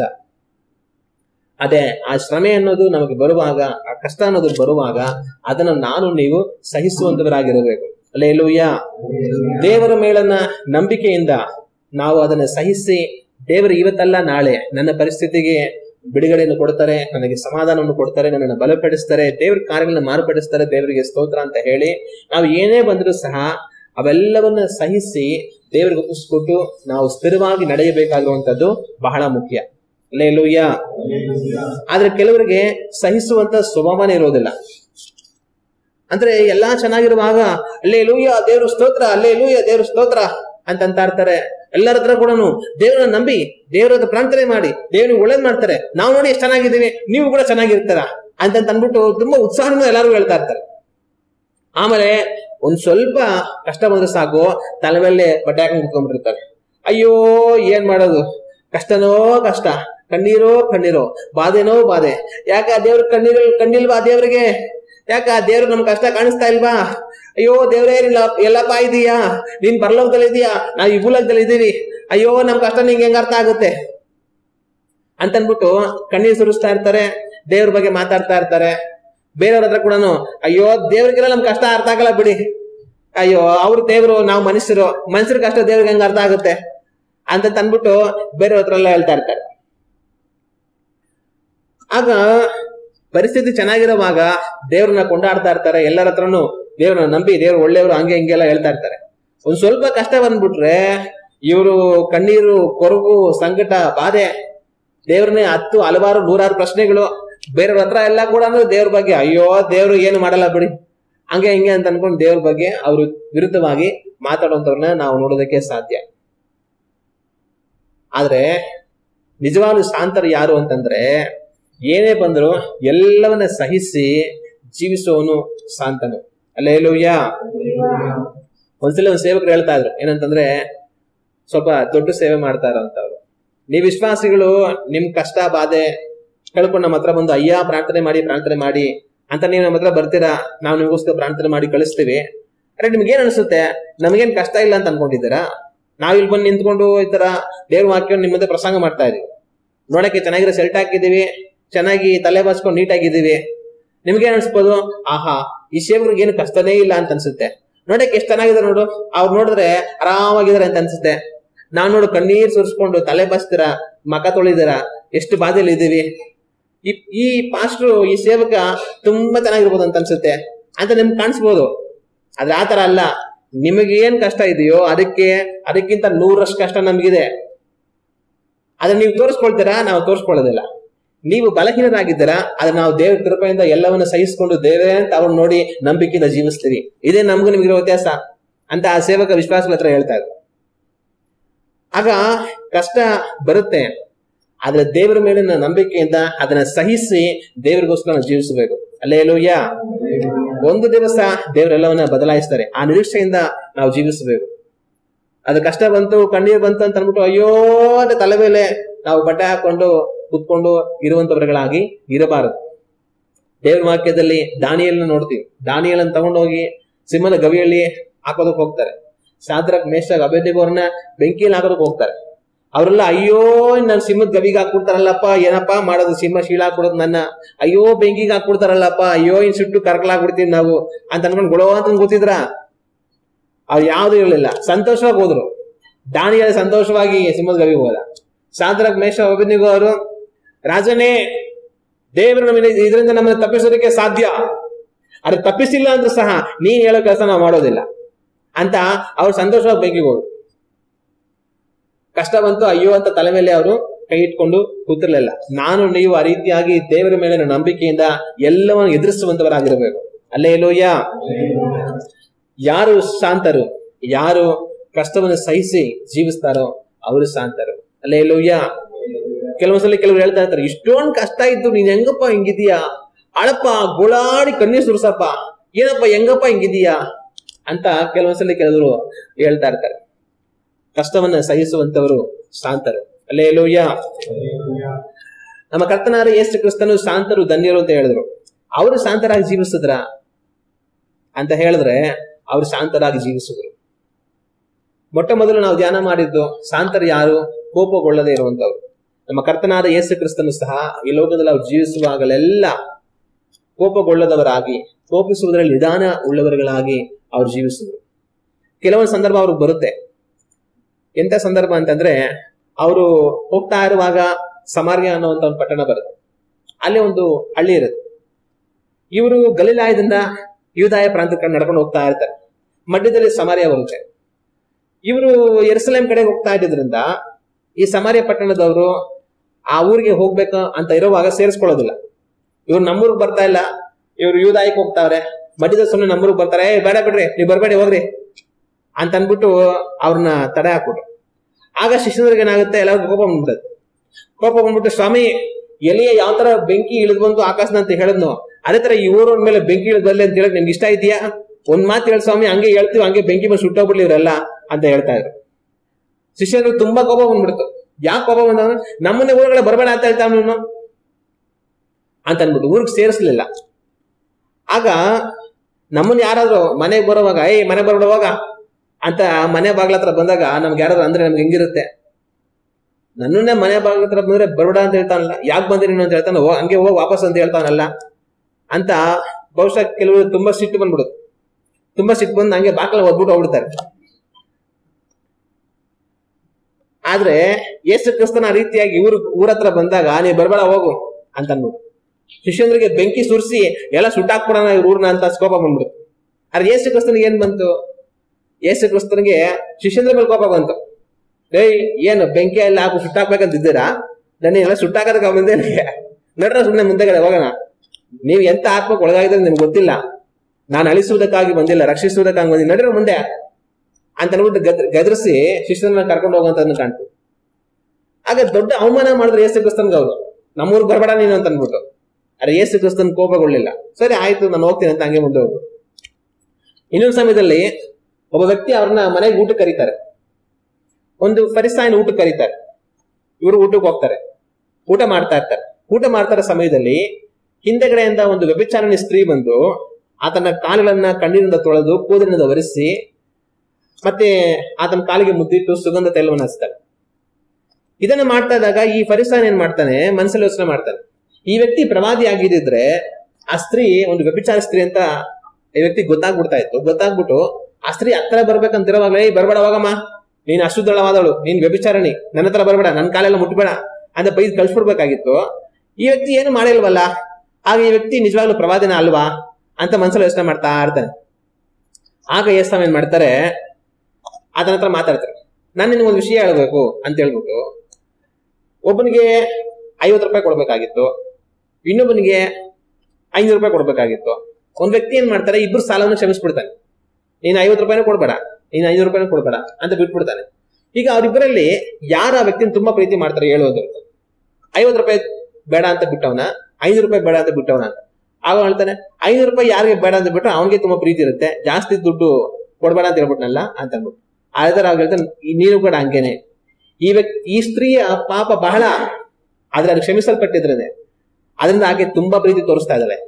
ನೀನು ಕೂಡ ಪಾಪಿನೇ, ಆದ್ರೆ ನೀನು ಸ್ವಲ್ಪ ಚಿಕ್ಕ ಪಾಪಿ, ಅದರಿಂದ ನಿನಗೆ ಮನಸ್ಸಲ್ಲಿ ಏನಂತಂದ್ರೆ ಪ್ರೀತಿ ಜಾಸ್ತಿ ಇಲ್ಲ, ಕಡಿಮೆ ಇದೆ. ಅದು ವ್ಯತ್ಯಾಸ ನಾನು ತೋರಿಸ್ತೀನಿ ನೋಡು. ನನ್ನನ್ನು ನಿಮ್ ಮನೆಗೆ ನೀನು ಊಟಕ್ಕೆ ಕರೆದೆ, ನಾನು ಬಂದೆ, ಅರೆ ನೀನೇನ್ ಮಾಡಿದೆ, ನನ್ ಕಾಲ್ ತೊಳ್ಕೊಳ್ಳೋದಕ್ಕೆ ನೀರು ಕೊಟ್ಟಿಲ್ಲ. ಆ ಕಾಲದಲ್ಲಿ ಏನ್ ಮಾಡ್ತಾರೆ, ಮನೆಗೆ ಬಂದ್ರೆ ಕಾಲ್ ತೊಳ್ಸೋರು, ನೀ ನನ್ ಕಾಲ್ ತೊಳ್ಸಿಲ್ಲ, ನಾನೇ ತೊಳ್ಕೊಳ್ಳೋದಕ್ಕೂ ನೀರು ಕೊಟ್ಟಿಲ್ಲ. ಮತ್ತೆ ಆ ಕಾಲದಲ್ಲಿ ಇನ್ನೊಂದು ಏನ್ ಮಾಡೋರು ಅಂತಂದ್ರೆ, ಎಣ್ಣೆ ಇಡೋರು ತಲೆಗೆ. ಅವ್ರ ಎಣ್ಣೆ ಮರಗಳ ಗುಡ್ಡ, ಆ ಎಣ್ಣೆ ಮರಗಳು ಇಸ್ರಾಯೇಲ್ ಪ್ರಾಂತ್ಯದಲ್ಲಿ ತುಂಬಾ ಜಾಸ್ತಿ. ಆಲಿವ್ ಆಯಿಲ್, ಇಲ್ಲೂ ಕೂಡ ಆಲಿವ್ ಆಯಿಲ್ ಸಿಗುತ್ತೆ, ತುಂಬಾ ಶ್ರೇಷ್ಠ ಅಂತ ಬಳಸ್ತಾರೆ. ಆಗ ತಲೆಗೆ ಅವ್ರು ಎಣ್ಣೆ ಹಚ್ಕೊಂತ ಇದ್ರು ಯಾವಾಗ್ಲೂ. ಆದ್ರೆ ಮತ್ತೆ ಇನ್ನೊಂದು, ಅವರು ಹಳ್ಳಿ ಗಾಡಿಗಳೆಲ್ಲ ನಡ್ಕೊಂಡ್ ಬರುವಾಗ ಏನಾಗುತ್ತೆ, ಗಾಳಿ ಬೀಸಿ ಕೂದಲೆಲ್ಲ ಹಾರ್ಕೊಂಡೆಲ್ಲ ಹೋಗಿರುತ್ತೆ. ಮನೆಗೆ ಬಂದಾಗ ಎಣ್ಣೆ ಹಚ್ಬಿಟ್ಟು ನೀಟಾಗಿ ತಲೆ ಬಚ್ಕೊಳ್ಳೋದಕ್ಕೆ ಅವಕಾಶ ಮಾಡ್ತಾರೆ. ಎಷ್ಟ್ ಸಮಯ ಅದನ್ನೇ ಹೇಳ್ತಾರೆ, ನೀವು ಉಪವಾಸ ಮಾಡುವಾಗ ಏನ್ ಮಾಡ್ಬೇಕು, ನಿಮ್ ಮುಖ ತೊಳ್ಕೊಂಡು ತಲೆಗೆ ಎಣ್ಣೆ ಹಚ್ಕೊಂಡು ನೀವು ತಲೆ ಬಚ್ಕೊಂಡು ನೀಟಾಗಿರ್ಬೇಕು ಅಂತ ಹೇಳ್ತಾರೆ. ಅದೇ ತರ ನಾನ್ ನಿಮ್ ಮನೆಗೆ ಬಂದೆ, ನೀನ್ ನಂಗೆ ತಲೆಗೆ ಎಣ್ಣೆ ಕೊಟ್ಟಿಲ್ಲ, ಸ್ವಲ್ಪ ಎಣ್ಣೆ ಹಚ್ಕೊಂಡು ತಲೆ ನೀಟಾಗಿ ಬಾಚ್ಕೊಳ್ಳಿ ಅಂತ ಅನ್ಬಿಟ್ಟು. ಮತ್ತೆ ಆ ಕಾಲದಲ್ಲಿ ಏನ್ ಮಾಡ್ತಾ ಇದ್ರು ಅಂತಂದ್ರೆ, ಒಬ್ಬರನ್ನೊಬ್ರು ಭೇಟಿ ಮಾಡಿದಾಗ ತಬ್ಬಿಕೊಂಡು ಮುತ್ತಿಡೋರು. ಈ ಅಮೆರಿಕಾಗೆಲ್ಲ ಹೋದ್ರೆ ಮಾಡ್ತಾರೆ. ನಾವು ಇಲ್ಲಿ ನಮ್ಮೂರಲ್ಲಿ ಸಿಕ್ಕದ ಯಾರಾದ್ರೂ ನಮಸ್ಕಾರ ಸರ್ ಅಂತ ಹೇಳ್ತೀವಿ. ಈ ಬ್ರಿಟಿಷರು ಬಂದು ಹೋಗಿದ್ರಿಂದ ನಮ್ಗೆ ಶೇಕ್ ಹ್ಯಾಂಡ್ ಕೊಡಂತ ರೂಢಿ ಮಾಡಿಸ್ಬಿಟ್ಟು ಶೇಕ್ ಹ್ಯಾಂಡ್ ಕೊಟ್ಬಿಟ್ಟು ಶೇಕ್ ಹ್ಯಾಂಡ್ ಮಾಡ್ತೀವಿ. ಆದ್ರೆ ಈ ಅಮೆರಿಕ ಬೇರೆ ಯುರೋಪ್ ಕಂಟ್ರಿಗಳೆಲ್ಲ ಹೋದ್ರೆ ಅಲ್ಲಿ ಒಬ್ರು ಭೇಟಿ ಆದ್ರೆ ತುಂಬಾ ಖುಷಿಯಾಗಿ ಇನ್ನೊಂದು ಮಾಡ್ತಾರೆ. ಏನಂದ್ರೆ ಹಂಗೆ ಹತ್ರ ಬಂದು ಒಬ್ರಿಗೂ ಮುತ್ತು ಕೊಡ್ತಾರೆ. ಗಂಡಸರು ಮುತ್ತು ಕೊಡ್ತಾರೆ, ಹೆಂಗಸರು ಕೂಡ ಮುತ್ತು ಕೊಡ್ತಾರೆ. ಆತರ ಒಂದು ಕಲ್ಚರ್ ನಮಗೆ ನೋಡುವಾಗ ಏನಪ್ಪ ಹಿಂಗೆಲ್ಲ ಮಾಡ್ತಾರೆ ಅಂತ ಅನ್ಸುತ್ತೆ. ಆದ್ರೆ ಅವ್ರಿಗೆ ಅದು ಸ್ವಾಭಾವಿಕವಾದದ್ದು, ಅದನ್ನೇ ಅವರು ತಪ್ಪಾಗಿ ಯೋಚನೆ ಅಂದ್ರೆ ಆತರ ಅವರು ಬಳಕೆ ಮಾಡ್ಕೊಂಡು ಬಂದ್ಬಿಟ್ಟಿದ್ದಾರೆ. ಇದೇ ತರ ಬಳಕೆ ಇಸ್ರಾಯೇಲ್ ಜನರ ಮಧ್ಯದಲ್ಲೂ ಕೂಡ ಇತ್ತು. ಒಬ್ರನ್ನೊಬ್ರು ತಬ್ಬಿ ಮುಗ್ದಿರೋ ಅಂತದ್ದು. ಆಗ ಯೇಸು ಹೇಳ್ತಾರೆ, ನಾನ್ ನಿಮ್ ಮನೆಗ್ ಬಂದೆ, ನೀನ್ ನನಗೆ ಮುದ್ದಿರ್ಲಿಲ್ಲ. ಆದ್ರೆ ಈಕೆ ಏನ್ ಮಾಡಿದ್ಲು, ತನ್ನ ಕಣ್ಣೀರಿಂದ ನನ್ನ ಕಾಲು ಒರೆಸಿದ್ಲು, ತನ್ನ ತಲೆ ಕೂದಲಿನಿಂದ ನನ್ನ ಪಾದವನ್ನ ಒರೆಸಿ, ಆನಂತರ ಆಕೆ ನನ್ನ ಪಾದಗಳಿಗೆ ಮುದ್ದಿಟ್ಟು ನನ್ನ ಪಾದಗಳಿಗೆ ಎಣ್ಣೆನ ಹಚ್ತಾ ಇದ್ದಾಳೆ. ನೀನ್ ನನ್ನ ಕಾಲ್ಗಳಿಗೆ ತೊಳ್ಕೊಳ್ಳೋ ನೀರ್ ಕೊಟ್ಟು, ನನ್ನ ತಲೆಗೆ ಎಣ್ಣೆ ಕೊಟ್ಟು, ನನ್ ತಪ್ಕೊಂಡು ಮುದ್ದಿರ್ಬೇಕಾಗಿತ್ತು. ನೀನ್ ಅದೆಲ್ಲ ಏನ್ ಮಾಡಿಲ್ಲ. ಬಂದಿದ್ಯಾ ಮನೆಗೆ, ಸರಿ ಆಯ್ತು ಬಾ ತಿನ್ಕೊಂಡು ಹೋಗು ಅಂತ ಅನ್ಬಿಟ್ಟು ಸುಮ್ನೆ ಕುಂಡ್ರಿಸ್ಬಿಟ್ಟು ಊಟ ಆಗ್ತಾ ಇದೀಯಾ. ಆದ್ರೆ ನೀನು ಏನ್ ಮಾಡ್ಬೇಕಾಗಿತ್ತು ಅದನ್ನ ಆ ಸ್ತ್ರೀ ನನ್ನ ಕಾಲ್ಗಳಿಗೆ ಮಾಡ್ತಾ ಇದ್ದಾಳೆ. ನೀನ್ ತೋರಿಸಿದ ಪ್ರೀತಿ ಕಮ್ಮಿ, ಆಕೆ ತೋರಿಸಿದ ಪ್ರೀತಿ ಜಾಸ್ತಿ. ಆಗ ಈ ಫರಿಸಾಯ ಯೇಸು ಕ್ರಿಸ್ತನನ್ನ ಮನೆಗೆ ಊಟಕ್ಕೆ ಕರೆದ್ಬಿಟ್ಟು ಏನ್ ಮಾಡ್ತಾ ಇದ್ದಾನೆ, ಅವಮಾನ ಮಾಡ್ತಾ ಇದ್ದಾನೆ. ಅತಿಥಿಗಳನ್ನ ಮನೆಗೆ ಕರ್ಸ್ಕೊಂಡ್ ಬಂದ್ಬಿಟ್ಟು ಸರಿಯಾಗಿ ಗಮನಿಸ್ತಾ ಇಲ್ಲ, ಅವ್ರಿಗೆ ನೀರ್ ಕೊಡ್ತಾ ಇಲ್ಲ, ಎಣ್ಣೆ ಕೊಡ್ತಾ ಇಲ್ಲ. ಬನ್ನಿ ಬಂದ್ರಲ್ಲ, ನಾವ್ ಹೇಳಿದನ್ನ ಕೇಳಿ ಅಂತ ಸಂತೋಷ ಸ್ವೀಕರಿಸಿ ಅಪ್ಪುಕೊಂಡು ಒಂದ್ ಮುದ್ದಿಡ್ತಾ ಇಲ್ಲ. ಸುಮ್ನೆ ಬೇಕಾ ಬಿಟ್ಟಿ ಆಯ್ತು ಬಾ ಕುತ್ಕೋ, ಏನೋ ಸ್ವಲ್ಪ ಊಟ ಹಾಕ್ತೀನಿ ತಿನ್ನೋ ಎದ್ದೋಗು ಅನ್ನೋ ತರ ಯೇಸು ಸ್ವಾಮಿ ನಡೆಸ್ಕೊಳ್ತಾ ಇದ್ದಾನೆ. ಇದನ್ನ ಯೇಸು ಸ್ವಾಮಿ ಅಲ್ಲಿ ಬಂದ ಪ್ರಾರಂಭದಲ್ಲೇ ಗಮನಿಸಿದ್ರು. ನಾನ್ ಬಂದೆ, ಇವ್ನು ನೀರೇ ಕೊಟ್ಟಿಲ್ವಲ್ಲ, ಸರಿ ಹೋಗ್ಲಿ ಬಿಡು ಆಯ್ತು. ನಾನು ಬಂದೆ, ಎಣ್ಣೆನೂ ಕೊಟ್ಟಿಲ್ವಲ್ಲ ಇವನು, ಸರಿ ಹೋಗ್ಲಿ ಬಿಡು ಆಯ್ತು. ನಾನ್ ಬಂದೆ, ಸರಿ ಬನ್ನಿ ಅಂತ ಪ್ರೀತಿಯಿಂದ ಆಹ್ವಾನ ಮಾಡಿ ತಪ್ಕೊಂಡು ನನ್ಗೊಂದು ಮುತ್ತು ಕೊಟ್ಟಿಲ್ವಲ್ಲ, ಸರಿ ಹೋಗ್ಲಿ ಬಿಡು ಆಯ್ತು ಅಂತ ಅನ್ಕೊಂಡು ಅವ್ನು ಎಷ್ಟು ಪ್ರೀತಿ ತೋರಿಸ್ತಾನೋ ಅಷ್ಟು ಪ್ರೀತಿ ಸಾಕು ಅಂತ, ಅಷ್ಟು ಪ್ರೀತಿಗೆ ಅವ್ರು ಸುಮ್ಮನಾಗಿ ಅವ್ರ ಜೊತೆ ಊಟ ಮಾಡಿ ಹೊರಟೋಗ್ಬೇಕಂತಿದ್ರು. ಅಷ್ಟರಲ್ಲಿ ಈ ಸ್ತ್ರೀ ಬಂದು ಇದೆಲ್ಲವನ್ನ ಮಾಡೋದ್ ನೋಡ್ತೀವಿ. ಆದ್ರೆ ಈ ಸಮಯದಲ್ಲಿ ಯೇಸು ಸ್ವಾಮಿ ಕೋಪಗೊಂಡು ಆ ವ್ಯಕ್ತಿ ಮೇಲೆ, ಏನೋ ಮನೆಗೆ ಊಟಕ್ಕೆ ಕರೆದ್ಬಿಟ್ಟು ನಂಗೆ ನೀರೇ ಕೊಡಲ್ಲ ಅಂತೀಯ ನೀನು, ಮನೆಗೆ ಕರೆದ್ಬಿಟ್ಟು ತಲೆಗೆ ಎಣ್ಣೆ ಕೊಡಲ್ಲ ಅಂತೀಯ ನೀನು, ಮನೆಗೆ ಕರೆದ್ಬಿಟ್ಟು ತಪ್ಕೊಂಡು ಮುತ್ಕೊಡಲ್ಲ ಅಂತೀಯ ನೀನು ಅಂತ ಅನ್ಬಿಟ್ಟು ಅವನ ಮೇಲೆ ಗಲಾಟೆ ಮಾಡಿ ಅವನಿಗೆ ಹೊಡೆದು ಪಾತ್ರೆ ಎಲ್ಲ ಬಿಸಾಕಿ ಯಾವ ಬೇಕು ಊಟ ಅಂತ ಅನ್ಕೊಂಡು ಯೇಸು ಸ್ವಾಮಿ ಹೋಗ್ಬಿಟ್ರು. ಅಲ್ಲಿಂದ ಹೋಗಿಲ್ಲ, ಅವ್ರು ಸಮಾಧಾನವಾಗಿದ್ದು ಊಟ ಮಾಡಿ ಅಲ್ಲಿಂದ ಅವ್ರು ಹೊರಟೋಗುವಂತದನ್ನ ನಾವು ದೇವ್ರ ವಾಕ್ಯದಲ್ಲಿ ಕಾಣ್ತೀವಿ. ಇವತ್ತು ನಮ್ಮನ್ನ ಯಾರಾದ್ರೂ ಯಾರ ಮನೆಗೆ ಕರೆದ್ಬಿಟ್ಟು ಊಟ ಮಾಡಿ ಬನ್ನಿ ಅಂತ ಅನ್ಬಿಟ್ಟು ಊಟ ಮಾಡೋ ಟೈಮ್ಗೆ ಕೈ ತೊಳೆಕ್ ನೀರ್ ಕೊಡ್ದಿರಾ, ಮತ್ತೆ ಅವ್ರ ಮನೆಗೆ ಬಂದ್ರೆ ಬನ್ನಿ ಅಂತ ಕರೀದ್ರ, ಬಂದ್ವಿ ಅಂದ್ರೆ ಹಂಗೆ ಒಳಗಡೆ ಹೋಗ್ಬಿಟ್ಟು ನಾವೇ ಒಳಗೆ ಕೂತ್ಕೊಂಡು, ಈ ತರ ಎಲ್ಲ ನಾವ್ ಯಾರು ಮನೆಗೆ ಹೋದಾಗ ಅಗೌರವದಿಂದ ಅವ್ರು ನಡ್ಸ್ಕೊಂಡ್ರೆ ನಮ್ಗೆ ಎಷ್ಟು ಕೋಪ ಬರುತ್ತೆ. ಇವ್ ಮನೆಗೆ ಯಾಕಾದ್ರೂ ಬನ್ನೋ ಅಂತ ಅನ್ಬಿಟ್ಟು ಅವ್ರ ಒಳಗಡೆ ಹೋಗಿ ಊಟ ತಗೊಂಬಷ್ಟು ನಾವು ಮನೆಯಿಂದ ಹೋಗ್ಬಿಟ್ಟಿರ್ತೀವಿ. ಇವ್ರ ಮನೇಲಿ ಯಾವ ತಿಂತಾನೆ ಊಟ, ಸ್ವಲ್ಪ ಮಾನ ಇಲ್ಲ, ಮರ್ಯಾದೆ ಇಲ್ಲ ಅವ್ರಿಗೆ, ಸ್ವಲ್ಪ ಗೌರವ ಹೆಂಗ್ ಕೊಡ್ಬೇಕಂದ ಬುದ್ಧಿ ಇಲ್ಲ ಅವ್ರಿಗೆ. ಇವ್ರ ಮನೇಲಿ ನಾನು ಊಟ ಮಾಡದ ಅಂತ ಅನ್ಕೊಂಡು ಗಲಾಟೆ ಮಾಡ್ಕೊಂಡು ಹೋಗ್ಬಿಡುವಂತವ್ರನ್ನ ನಾವು ನೋಡ್ತೀವಿ. ಆದ್ರೆ ಯೇಸು ಕ್ರಿಸ್ತನು ಅವ್ರ ಊಟಕ್ಕೆ ಅಂತ ಕರೆದು ಸರಿಯಾದ ಘನವನ್ನ ಮಾಡಿ ಅವ್ರನ್ನ ನಡ್ಸ್ಕೊಂಡಿಲ್ಲ ಅಂದ್ರೂ ಕೂಡ ಅವ್ರ ಕೋಪಗೊಂಡು ಗಲಾಟೆ ಮಾಡಿ ಅಲ್ಲಿಂದ ಹೋಗ್ಬಿಡ್ಲಿಲ್ಲ. ತಾಳ್ಮೆಯಿಂದ ಅವ್ರು ಇದ್ದು ಅವನಿಗೆ ಸತ್ಯ ಹೇಳಿ ಹೊರಟು ಹೋದ್ರು. ಹಲ್ಲೆಲೂಯಾ. ಆಗ ಯೇಸು ಕ್ರಿಸ್ತನು ಕೋಪಗೊಳ್ಳೋದಕ್ಕೆ ಎಷ್ಟೋ ಸನ್ನಿವೇಶಗಳಿತ್ತು, ಆದ್ರೆ ಅವ್ರು ಕೋಪಗೊಂಡಿಲ್ಲ, ಕಾರಣ ಅವರು ಶಾಂತರು. ಹಲ್ಲೆಲೂಯಾ. ಇವಾಗ ನಾನು ನೀವು ಯಾವ ತರ ಇದೀವಿ, ನಮ್ಮನ್ನ ಯಾರು ನಮ್ಮ ಊರಿಗೆ ಬರಬೇಡ, ನಮ್ಮನ್ನ ಯಾರು ಮನೆಗ್ ಬಂದು ಸರಿಯಾಗಿ ನಮ್ಮನ್ನ ನೋಡ್ಕೊಂಡಿಲ್ಲ ಅಂದ್ರೆ ನಾವ್ ಏನ್ ಮಾಡ್ತೀವಿ, ಕೋಪಗೊಂಡು ದೊಡ್ಡ ಗಲಾಟೆ ಮಾಡೋರಾಗಿ ನಾವಿರ್ತೇವೆ. ಆದ್ರೆ ಯೇಸು ಕ್ರಿಸ್ತನ ಆ ರೀತಿಯಾಗಿರ್ಲಿಲ್ಲ, ಕಾರಣ ಆತನು ಶಾಂತನು. ಹಲ್ಲೆಲೂಯಾ.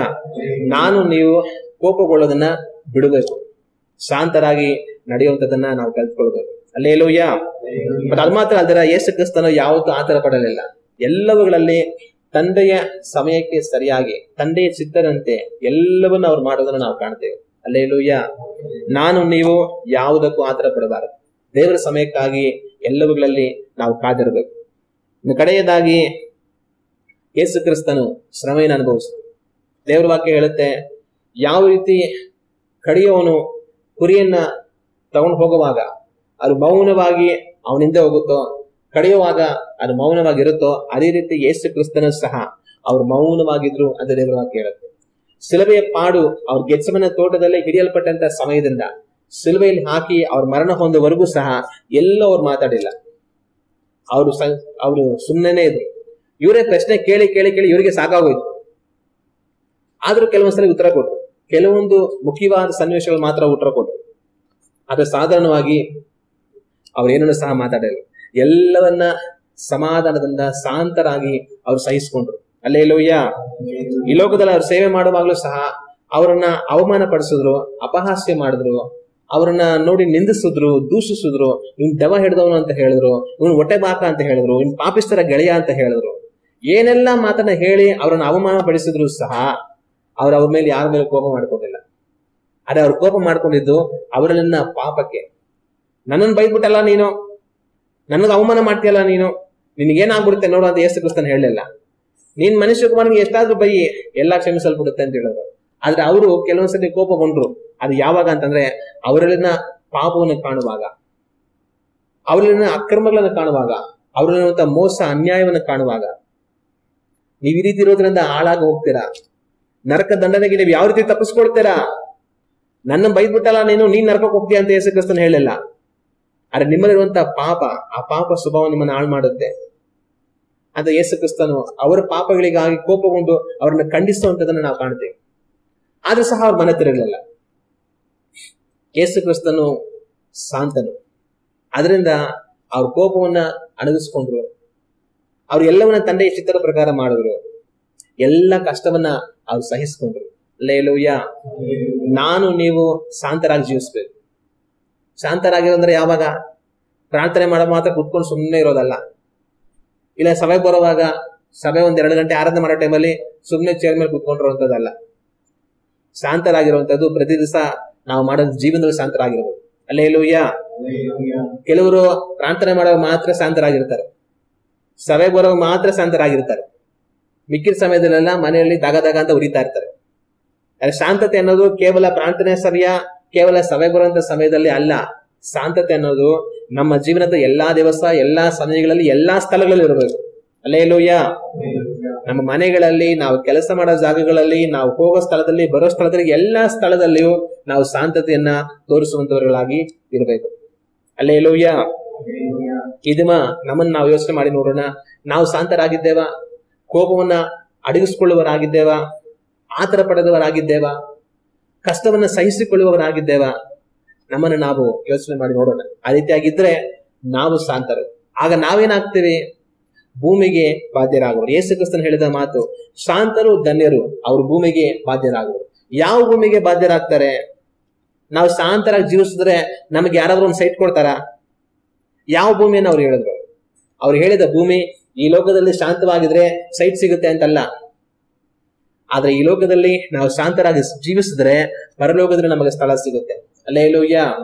ನಾವು ದೇವರ ವಾಕ್ಯವನ್ನು ಓದಿ ನೋಡುವಾಗ ಪ್ರಕಟಣೆ ಪುಸ್ತಕ 21ನೇ ಅಧ್ಯಾಯದಲ್ಲಿ 1-2 ವಾಕ್ಯಗಳಲ್ಲಿ ಈ ರೀತಿಯಾಗಿದೆ. ತರುವಾಯ ನೂತನ ಆಕಾಶ ಮಂಡಲವನ್ನು, ನೂತನ ಭೂಮಂಡಲವನ್ನು ಕಂಡೆನು. ಮೊದಲಿದ್ದ ಆಕಾಶ ಮಂಡಲವು, ಮೊದಲಿದ್ದ ಭೂಮಂಡಲವು ಇಲ್ಲದೆ ಹೋದವು. ಇನ್ನು ಸಮುದ್ರವೂ ಇಲ್ಲ. ಇದಲ್ಲದೆ ಪರಿಶುದ್ಧ ಪಟ್ಟಣವಾದ ಹೊಸ ಯೆರೂಸಲೇಮ್ ಪರಲೋಕದಿಂದ ದೇವರ ಬಳಿಯಿಂದ ಇಳಿದು ಬರುವುದನ್ನು ಕಂಡೆನು. ಅದು ತನ್ನ ಗಂಡನಿಗೋಸ್ಕರ ಅಲಂಕೃತವಾದ ಮೊದಲ ಗೆದ್ದಿಯಂತೆ ಶೃಂಗರಿಸಲ್ಪಟ್ಟಿತ್ತು. ಇಲ್ಲಿ ದೇವರು ಹೊಸ ಆಕಾಶವನ್ನು, ಹೊಸ ಭೂಲೋಕವನ್ನು, ಹೊಸ ಯೆರೂಸಲೇಮ್ ಪಟ್ಟಣವನ್ನು ಉಂಟು ಮಾಡಿ ವಿಮೋಚಿಸಲ್ಪಟ್ಟವರೆಲ್ಲರನ್ನ ಅಲ್ಲಿ ಸೇರಿಸುವುದನ್ನ ದೇವರ ವಾಕ್ಯದಲ್ಲಿ ನಾವು ಕಾಣ್ತೇವೆ. ನಮ್ಮ ಕರ್ತನಾದ ಯೇಸು ಕ್ರಿಸ್ತನು ಸಹ ಮಾತಾಡಿ, ನಾನು ಹೊರಟು ಹೋಗಿ ನಿಮಗೋಸ್ಕರವಾಗಿ ವಾಸಸ್ಥಳವನ್ನು ಸಿದ್ಧಪಡಿಸಿ ನಾನು ಮತ್ತೆ ಮುಂದೆ ನಿಮ್ಮನ್ನ ಕರೆದೊಯ್ತೀನಿ, ನಾನಿರುವ ಸ್ಥಳದಲ್ಲಿ ನೀವು ಸಹ ಇರಬೇಕಂತ ಹೇಳಿ ಯೇಸು ಕ್ರಿಸ್ತನ ಹೇಳೋದನ್ನ ನಾವು ಕಾಣ್ತೇವೆ.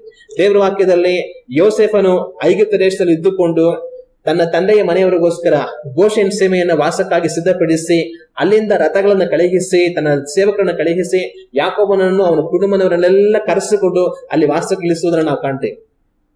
ಯೇಸು ಕ್ರಿಸ್ತನು ನಮ್ಮ ಯೋಸೇಫನು. ಹಲ್ಲೆಲೂಯಾ. ಆವತ್ತು ಯೋಸೇಫನು ಯಾಕೋಬನ ಮನೆಯವರಿಗೆ ಏನ್ ಮಾಡಿದನೋ ಅದನ್ನೇ ಯೇಸು ಕ್ರಿಸ್ತನು ನನಗೆ ನಿಮಗೆ ಮಾಡ್ತಾರೆ. ಅಂದ್ರೆ ಅವರು ನಮಗೆ ಮುಂಚೆ ಹೋಗಿ ತಂದೆಯ ಬಳಿಯಲ್ಲಿ ನಮಗೋಸ್ಕರ ಒಂದು ವಾಸಸ್ಥಳವನ್ನು ಸಿದ್ಧಪಡಿಸಿ, ಅದು ಸಿದ್ಧವಾದ ಮೇಲೆ ತನ್ನ ದೂತರನ್ನು ಕಳುಹಿಸಿ ನಮ್ಮನ್ನು ಅವರ ಬಳಿಗೆ ಕರೆದುಕೊಂಡು ಹೋಗಿ ಅವರ ಜೊತೆಗೆ ಯಾವಾಗಲೂ ಇರಿಸಿಕೊಳ್ತಾರೆ. ಹಲ್ಲೆಲೂಯಾ. ಯೇಸುವೆ ನಮ್ಮ ಯೋಸೇಫನು. ಹಲ್ಲೆಲೂಯಾ. ಆಗ ಶಾಂತರು ಭೂಮಿಗೆ ಬಾಧ್ಯರಾಗುವರು. ಯಾವ ಭೂಮಿ?